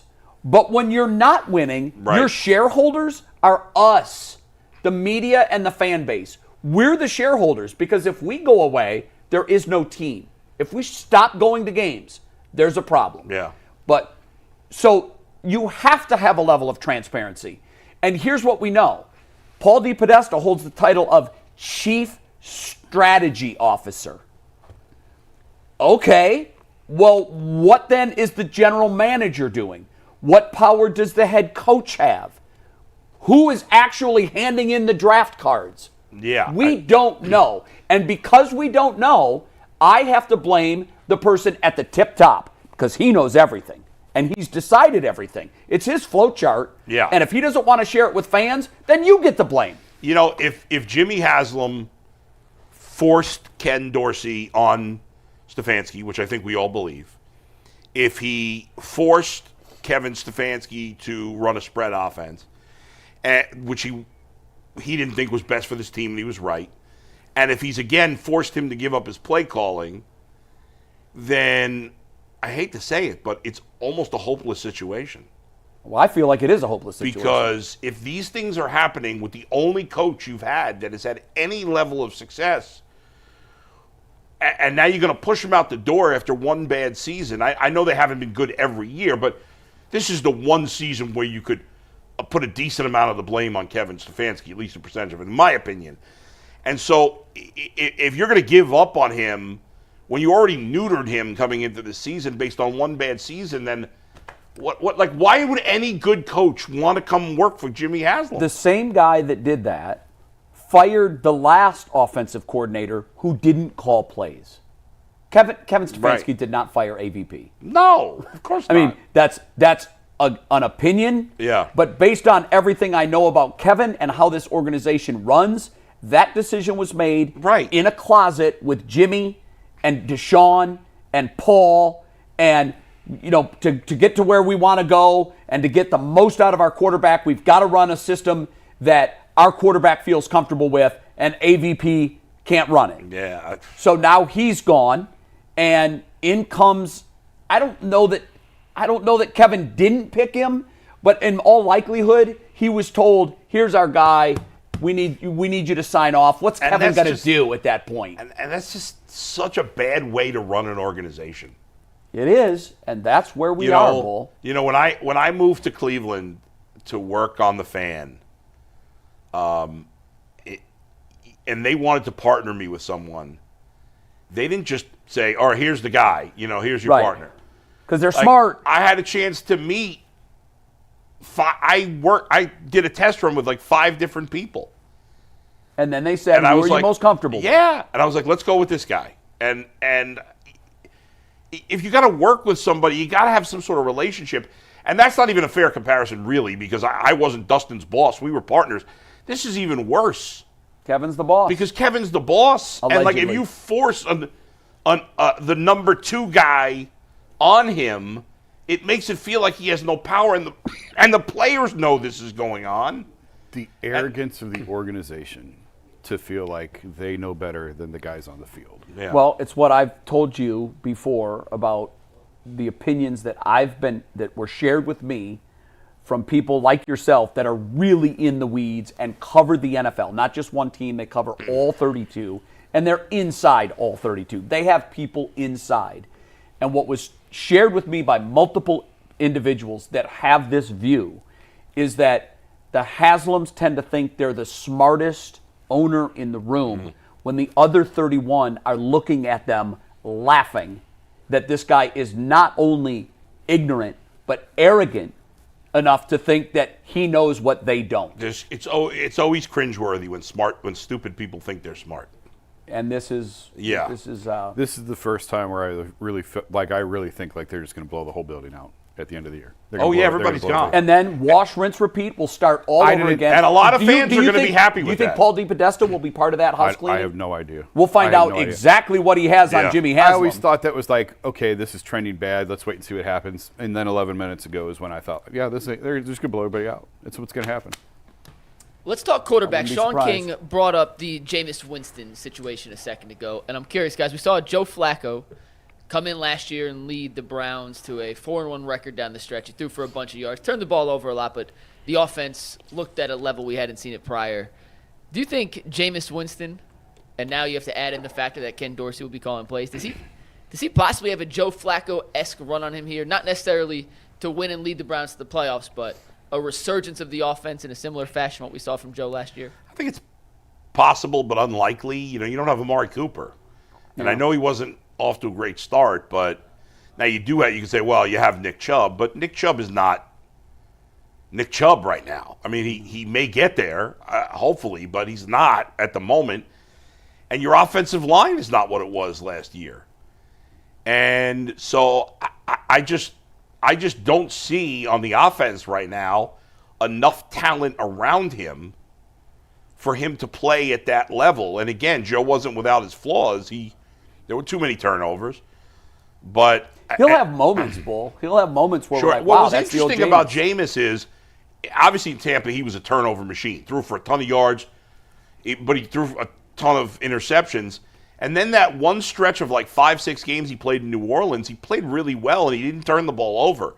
But he was much more conservative. He wasn't throwing the ball down the field as much. I don't know what he is now. He's barely played the last That's few why years. I asked Sean, who has a personal relationship with him, was the Tampa experience, and I didn't think of it along these lines, but he made a great comparison. Yeah.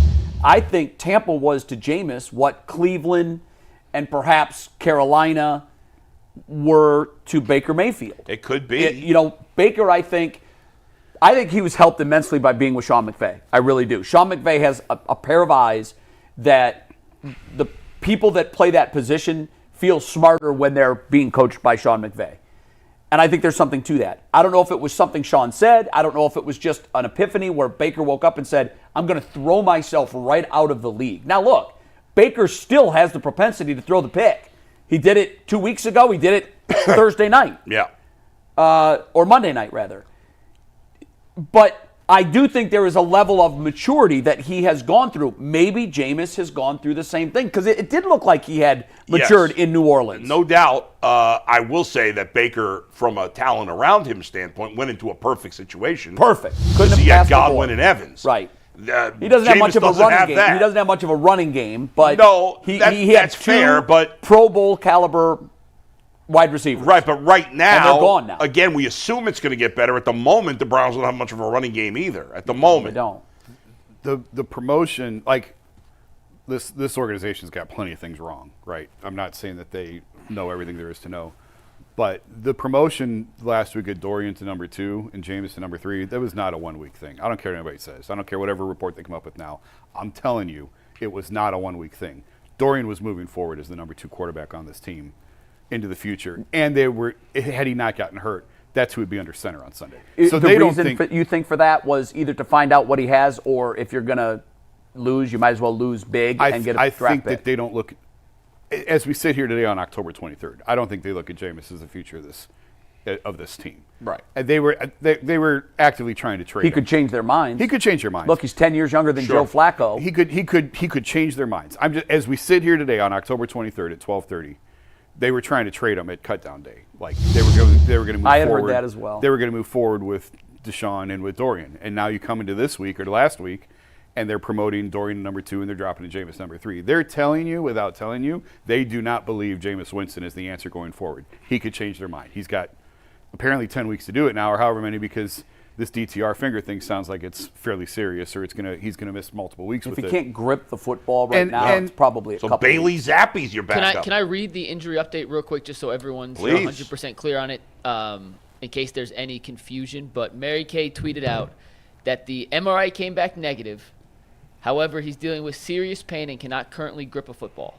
And obviously, as a quarterback, if you can't grip a football, you can't throw a football. It is pretty hard to play. So there's no timetable.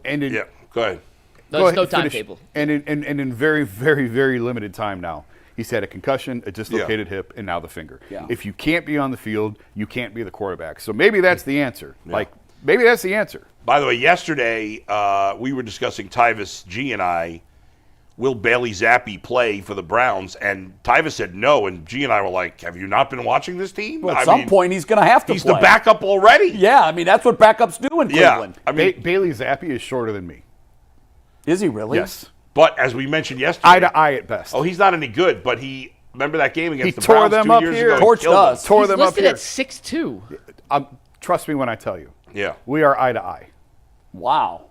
I'm surprised He's by like that. 5'3", so that's crazy. I'm not 5'3". 5'3". It's a low blow.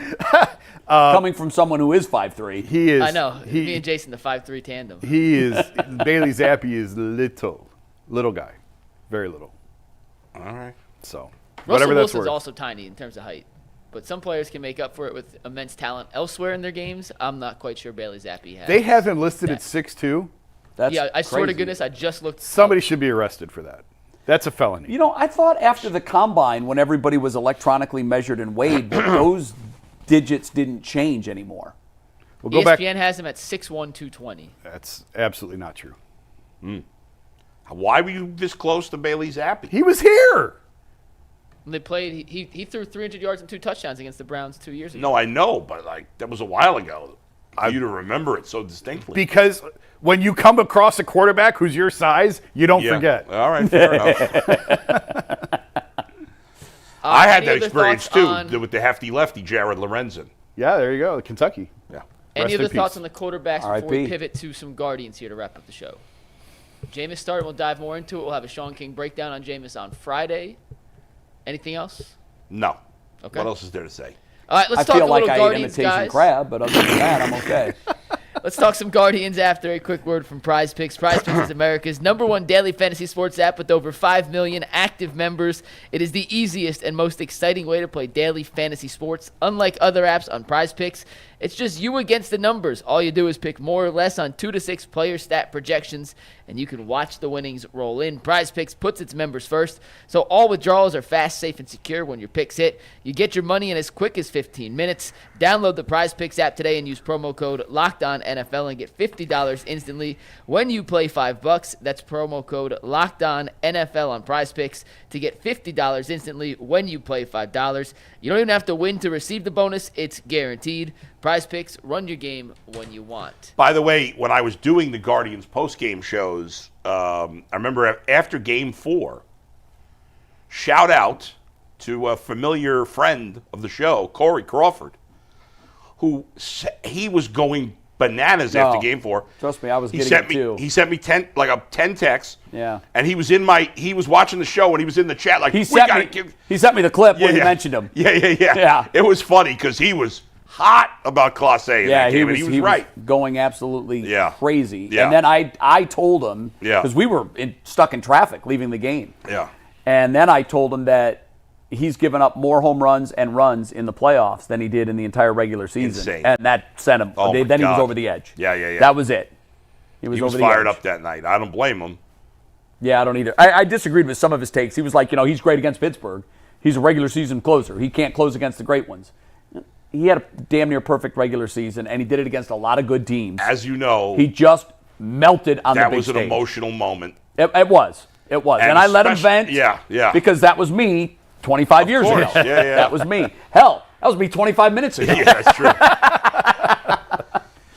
Go ahead, Mike. So what's the Guardians-related questions I know you had for us? So they had their end-of-season wrap-up press conference yesterday, and there are a few things that came out. Zach Meisel tweeted a few of these things that I'll just read the list that he tweeted out. But this is from Zach.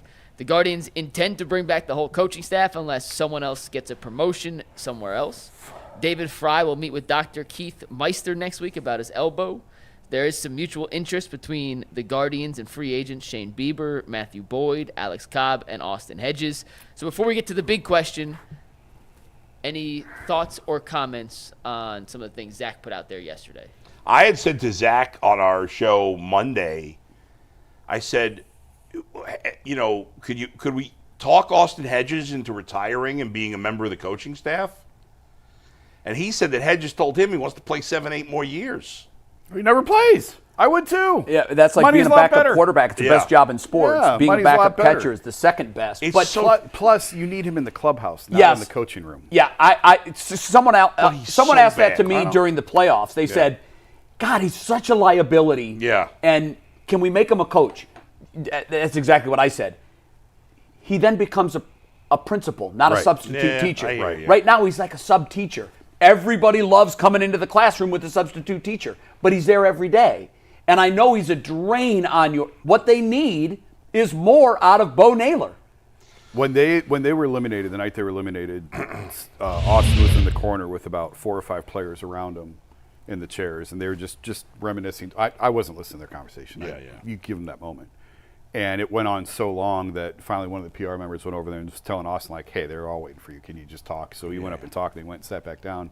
They may still be sitting in those chairs for all I know. Like, they were and that's what he means. I'll answer your question, and then I really want to get your answer. I understand that each spot on the roster comes with great value.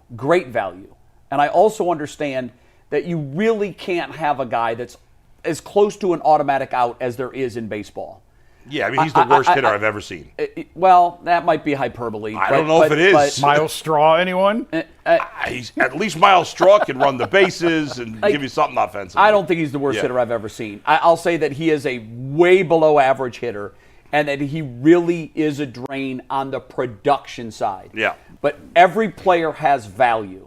Whether it's offense or defense, you weigh that. If he's terrible defensively, but he's so good offensively, you're doing an equation. Is the offense more than we're hurt on defense? And I do that with Austin Hedges. Is his intangible presence and chemistry and value to the cohesion of that clubhouse worth more than the drain that he is offensively. He's a good defensive catcher, but with the defense comes the offense. And by the way, you can't DH for the catcher. I wish you could. So with all of that, That'd listen, I would do it if I Technically, could. you could bat the pitcher. Well, in the playoffs, what I would have done if you could, and this is a moot point, I would have, because no pitcher was in the lineup for more than 3 games anyhow, I would have hit the pitcher ninth, DH'd for Naylor, and every time the pitcher spot comes in, you pinch hit for him. Are you allowed to do that? No, you're not. I don't think No. It's a rule. You can only DH for the pitcher. I thought you could DH. No, I wish to God you could. If you could, that's what I would have done. I mean, think about the insanity of thinking about that for a second. That's how bad it is. So when I do the math, and I've seen it up close. I know you've seen it up close. It's undeniable to me that what he adds to the team is greater than what he takes away from the team. And you guys, do you agree with that? Yeah, and you guys are probably right. Okay, I'll grant you that. And I was calling for him to start in the playoffs because Naylor couldn't hit at all. And then he got hot. I do like Hedges' ability. A lot of times we go, well, Bo Naylor's a good pitch framer. You know what I need in the playoffs? I need a catcher that's going to tell Emmanuel Clase, don't throw a freaking slider. Yeah. Bo Naylor's not going to do that. Austin Hedges will. The only problem is that because, like, if Austin Hedges were the backup catcher for the Yankees or the Dodgers, it's a little easier to deal with it. That's why I said they need more liability. Yes. That's why I said that. They need Bo Naylor to take a step. Not a year 2 to year 3 step. Yeah. They need him to take a year 2 to year 5 step.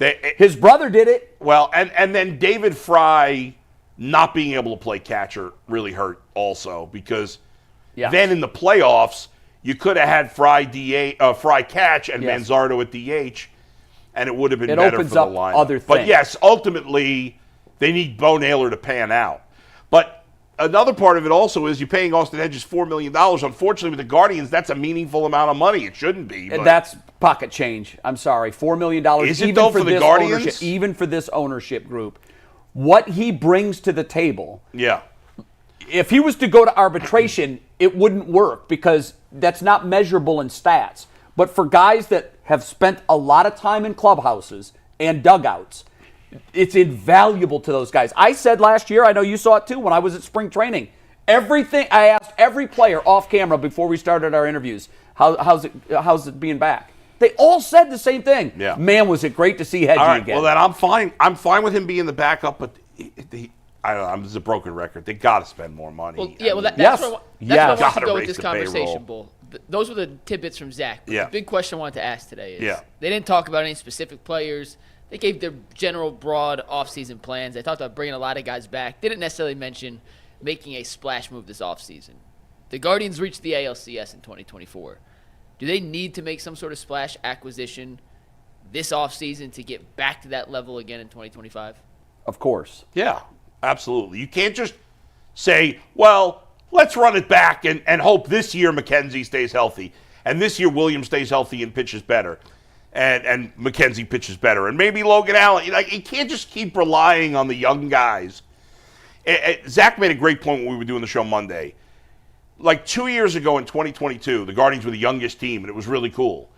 3 years later, you don't want to be the youngest team anymore. No. You don't want to be the oldest team, but you don't want to be the young. You don't want to every year be the youngest team.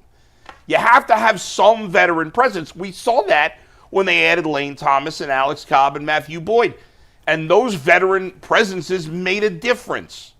They need more of that, but they have to stop. They have to not shop in the bargain bin. Yeah, it can't be Mike Zunino and Josh Bell. No, that won't count as a splash. Again, go trade for Brent Rooker. Go sign Teoscar Hernandez. Go sign Freddie Garcia. I think they got to find pitching. Well, Freddie Garcia. Yeah, He's a free agent. I think you can't. I mean, number one, I don't know that Bieber's even coming back, and if he does, he's not coming back till middle of the year. I think it'll be June, and I think he's coming back to the Guardians. I don't know. But is that if they're only going to raise the payroll a little bit, is that money well spent? I don't think it's going to be much money, sadly, for Shane. But wouldn't a big market team be willing to pay him more? Yes. Are you gonna? Yeah, but what bet are you gonna make? Are you gonna make more than a 1 year bet? No, but like the Dodgers, let's say what do you think the Guardians would be willing to offer him for 1 year? I think it'd be a 1+1. Okay, let's say With it's their 1+1. with the But team. the Right, Dodgers- now I'd be willing to pay him more. As But long now as the I have the Dodgers option to could get out of say, it. well, we'll give you $20 million a year. Well, that would be insane. But they can. It's meaningless to them. and That, he wants you know, to be in Southern California. I know he does. I know So- he wants to be in California. The Dodgers could give him a 2-year, $30 million deal. Yeah. Well, I don't think the Guardians would be willing to go that high. Right. I don't know. I could be wrong. I've asked a number of people, like, how do you see this playing out? And they all said with a level of certainty that surprised me that was such a slam dunk. But they said, we'll see. he's got to come back to Cleveland. But on a they've proven got to deal. get a pitcher that's ready. You know, It's ready to go, and it you can't need be a legitimate it can't- starting pitcher. It can't be Alex Cobb. Like No. that's- No. That ship. He's old. He served his purpose. Yeah. Matthew Boyd. I think it could be Matthew Fine Boyd. bringing him, but you need somebody better. Bring Matthew Boyd and Yes. You need a guy who's a top of the not necessarily a number one, but a top of the rotation type of guy. I agree. I wouldn't be surprised if another team pays Boyd more than they're willing to go. Yeah, maybe. I don't know. I don't know how that much he's you gonna- really want to invest in Matthew Boyd. No. Like he was great No, if this I year, could but he's- re-sign him for $5 million, I think he could probably get more than that. He'll get more than that somewhere else. Yeah, he didn't pitch a lot though. Doesn't matter. Well, he look has what's no- out there, though. Look what's out there, and look what some of these guys are making and what they're producing. I don't know. All I know Look, is the Boyd had Guardians. some good moments, The man. Guardians' payroll has to go up 30, 40 million. That's Otherwise, You know what I think we haven't talked about, and I think this is a huge problem moving forward, and what they're going to do about it is going to, I think we're all going to watch very carefully. Emmanuel Clase's broken, guys. His Well, psyche. Yeah.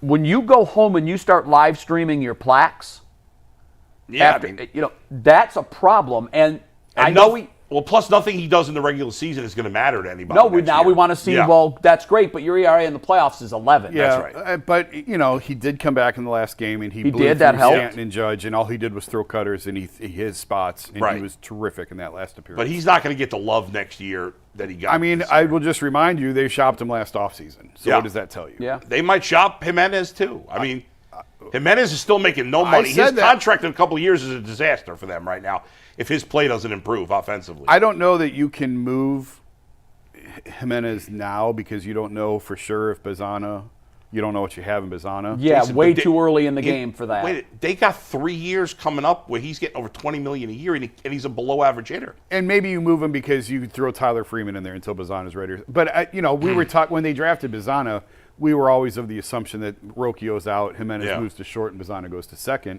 I don't know. Maybe Yeah. Jimenez I mean, is I'm the one that not they move. totally buying into Rocchio either, even though I'm he had not a nice either. postseason, I'm but- not I'm not either, but guys, I think he took a major step in his career arc by Sure. proving that the next season, I would think the regular season to him is going to feel like a softball picnic Oh, on yeah, a sure. Sunday. You'd think. He stepped up in a major way at the plate.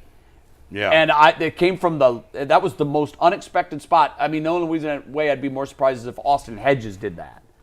Rocchio was a disaster in the regular season at the plate. For No, he most did a of the nice season. job, and it's going to be interesting to see what they do with Naylor this year.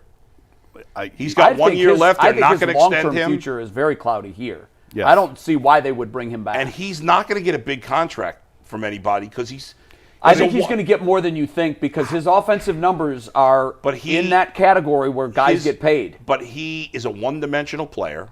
Fact. And he has the body type that doesn't traditionally age well. No, I agree So with that. I don't know, but I He's a think it's long-term time for DH. Manzardo. He's not going to get an 8-year deal, but I think he's going to get a 3 or 4 with a big number behind it. Well, I don't think he'll get it from here. I think Manzardo's I don't- Manzardo's got to the play future of first the base position. next year. Enough with the DH. I would buy that. Yeah. I would agree with that. It's going to be a fascinating offseason because Well, I think we we all just agree talked on about a this. lot of different things. We all agree on this. You got to spend more money. You that's have it. to. I That's mean, it. after last year when Major League Baseball got Texas and Arizona, like it was a ratings disaster for them. It was not a popular World Series. Right. Everybody at the MLB offices in New York were rooting for one thing. Give me a 1-1 or a 1-2.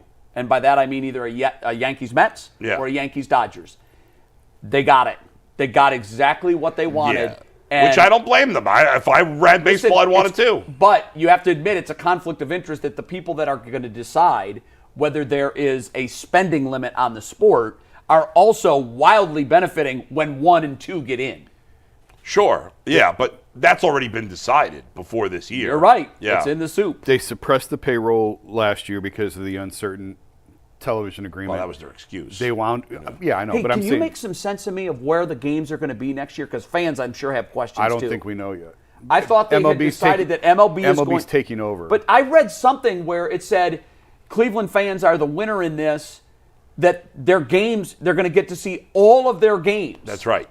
And they made it sound like they were going to be on a free channel. MLB's trying to do something. MLB wants control of all the games. I know they do. And the digital and rights. Slowly they're getting it back. Right. I don't know how long it'll take for the teams that they are already going to have, like the Guardians. I don't know that there's an answer to that yet. Maybe as we get into the winter meetings and that, some of that will become clear.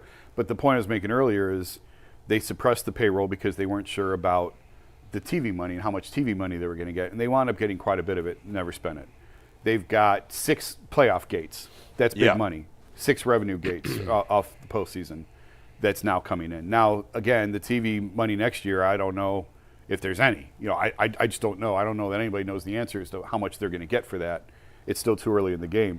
But there should be money in the bank. There should be money in the bank. I'm wondering, this is just a guess, I'm trying to put together what I know about TV and sports and how they come together.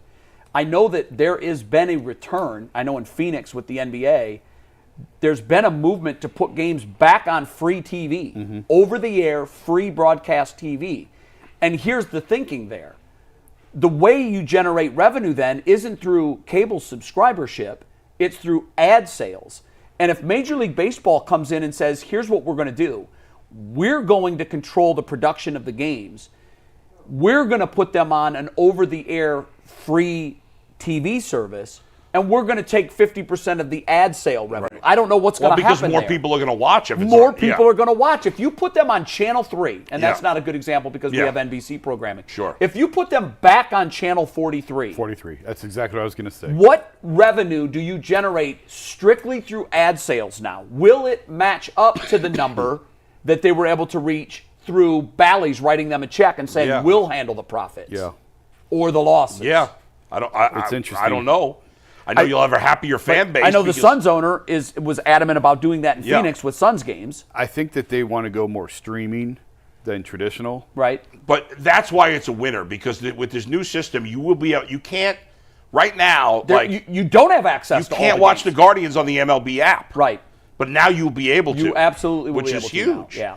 And that if will you had drive money YouTube TV, you couldn't watch the Guardians because they didn't have Bally's. You're right. And there's other cable services that didn't have Bally's. And now everybody, even if it's not on a free channel, everybody will at least have access to it, whatever system you have. Yeah. Well, we'll see how it all works good. out. It's a changing landscape for sure. But the Guardians' future depends on how this shakes out financially, because you're dealing with a New York contract that's worth hundreds of millions of dollars with the TV contract there, and in other big markets. We'll never ever be able to compete with that. Ever. No, but I think, to me, while yes, it's a negative certainly that teams can way outspend. I think I've always thought the bigger issue is that there needs to be a salary floor. I agree with that, because that's there's the first step they could take. take. There's at least penalties for going over. Yes. There's you can nothing. spend $50 million. There's no penalty. No. In fact, you get benefits because small market team, you get this money. Yep. You're still getting revenue share from the national TV dollars. Right. And you're making money. You're profitable. Right. So it's all about dollar cost, ROI, return on investment. Yeah. What's the Yankees' return on investment compared to the Guardians? Right. I'll guarantee you the Guardians' number is higher. Which is crazy. It's crazy, yeah. But they're probably more profitable on ROI, not in dollar numbers, but in return on investment. I would be willing to bet that the Dolan's return on investment is higher than Steinbrenner. I've had people who have seen the books. You have? Yeah. I've talked to people who have seen the books, not who've seen all the books, who said, and they won't tell me what the numbers are. I can't get what the numbers are. No, it's the most closely held secret in sports. But I've been told that the small market owners, the Pittsburghs and the Oaklands, make a fortune. I've been told that too. Because again, that's insane. Here's the revenue streams. There's like 5 different. I wrote a story on this a few months ago. There's like 4 or 5 different revenue streams that the league funnels from the Yankees and the Dodgers to the Oaklands, the Tampas, the Clevelands. Last year the CBT tax was the highest it's ever been. That gets divvied up. But everyone, to your point, everyone keeps it secretive of how much of the pot each team gets. It's all shrouded in And you know mystery. what? I've always said this about it. There's always a reason for why we don't know something. And I remember, I was doing some research looking at old videos when the work stoppage happened back in '94. And I watched a 30-minute interview that they did on PBS with owners and agents and owners all in the same room. And they got into a heated argument. Charlie Rose was moderating the discussion. They got into a heated argument about the books. And someone said, it may have been Mike Lupica who was on the panel. And he said, I'm going to ask this question directly to the owner on the panel. Why don't you want us to see the books?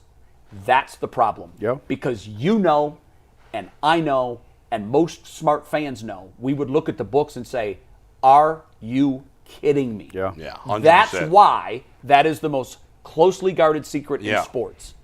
They don't want us to know. And as I said earlier, with the Browns and the Haslams and the fans, we're the shareholders ultimately. Yeah. It's the same thing with baseball. But we love the game so much that we've let them get away with this. Yeah. And I'm surprised the Players Union has let them get away with it for as long as they have. But yeah. there are huge numbers being made. And I think it's funny because, like, our fans get mad at the Yankees and Dodgers. You shouldn't be mad at the Yankees and Dodgers. You should be mad at your owner. They're exploiting the system. They're dumb if they don't. And by the way, Jimmy Haslam spends more than any other owner You're right. in football. We don't complain about him spending money. No, we don't. And what do we have to show for it? Absolutely nothing. And I know this sounds counterintuitive. I've made this point 100 times. There is no worse relationship, in my opinion, between the players' union and the owners than in baseball. You're and right. it's the one sport without a cap. Yep. I actually think if they had a cap, it would solve a lot of the problems. I agree And with that. I think But they have to have a floor, too. And it would. It would mechanically bring in a floor. And I think the players are being stubborn and they're being prideful in saying we'll never have a cap. Look at the power that we have. I think they're cutting off their nose to spite their face. I actually think the game would work better and everybody would make more money if they did have a cap. I know it sounds counterintuitive. I'm just telling you, the relationship is worse in baseball between players and owners than any other sport. And it's the one sport And without a historically cap. it has been. Yeah. I mean, Well, it because always the has baseball been. players' union is the strongest union It is. of the sports unions. That's why. I wish there was more transparency from the Yeah. owners to the players, and I think that would lead to harmony. Yeah. No secrets. When you're keeping a secret from me, what don't I know, Yeah, and right. why don't you want me to know it? Okay, Mike. All right, we got some super chats to wrap up today's show. TBL, the bottom line says the Knicks are going to wish they never traded for Cat.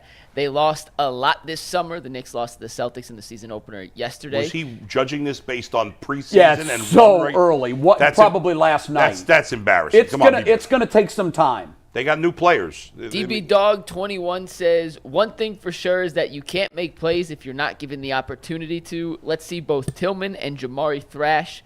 Maybe they'll show up. Kenneth Yabo says, if they fire Stefanski, do they hire Mike Vrabel? I just don't know why Mike Vrabel would want the job. That's exactly Yeah, it. I Mike think- Vrabel has now had an up-close look at the fire. The dysfunction. Why would you want to grab an axe and a hose? And I think you made this point. I've always maintained this. He's watching very closely 2 hours to the south to see what happens with the Buckeyes this year. Although Tyvus said yesterday when I said that, he was like, do you think he wants to deal with NIL? That's enough. I mean, look at how many different now. coaches are running out the door. Yeah, now. yeah. I don't know. And they're all. Yeah. Did you guys see Nick Saban on McAfee last week? Yeah. Fascinating stuff. Just He hates the new era of college football. and he didn't hold back. Well, that's true. I mean, it used to be only Nick Saban made money. Now everybody does. So I do And feel he bad doesn't for like him. that. He doesn't Yeah. like that. Three Go do more. another Aflac commercial, Nick. Yeah, it's Three so terrible. more. Pradnav How do you feel about Karode, I hope I pronounced that right, said trades Darius and a fifth for one of the Green Bay receivers. Zappy is the only other quarterback not named Joe Flacco to throw for 300 yards at Brown Stadium in the last 4 years. Is that true? I don't know. I have to look that up. That can't be true. Could be an incredible stat if it That is. can't be true. Chris Fox says Tampa Bay has the 8th best rush attack and the 3rd best over the last 3. Baker does have a run game.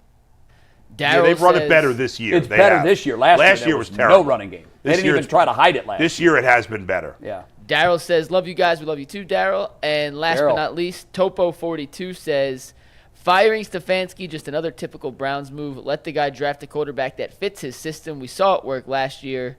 Flacco was cooking. I feel like they quietly fired him today. Yeah. I do. For those who missed it, we were talking about it before. Kevin Stefanski announced today that Ken Dorsey will call the plays, and we are all convinced that that was forced on him by Jimmy Haslam. Is that am I unfair saying that? I completely believe it just seems that way, and that's somebody, whether it was ownership or somebody. I don't think Kevin woke up and had an epiphany this morning that I can't call plays anymore. I'm not good at it. I bet there was part of him. Although we were also speculating that Jimmy was forcing Watson to stay in the lineup, and if that were the case, he was probably excited to get his hands on Jameis. I guess I don't know. Yeah, but apparently it's never going to happen. We're never going to see what that collaboration could have looked like. Right. And if there's great failure or great success, we're not going to know who to credit or blame. No, that's true. Well, if there's success, that's all you want. No, who cares who gets the credit? But this market loves to pass out blame. Yeah. And if this flames out miserably, then, what could have it looked like with Stefan? That's why you don't change both at once. Keep a control there. And if they have success, we can blame Deshaun Watson because we'll be look, Jameis is having success. Why couldn't Watson have success? Yeah, that conclusion will But the Watson Warriors will then say, well, they're only having success because of that looks like watermelon. Crab classic, baby. We'll see you in overtime. See ya. Peace. It literally is in like a bag.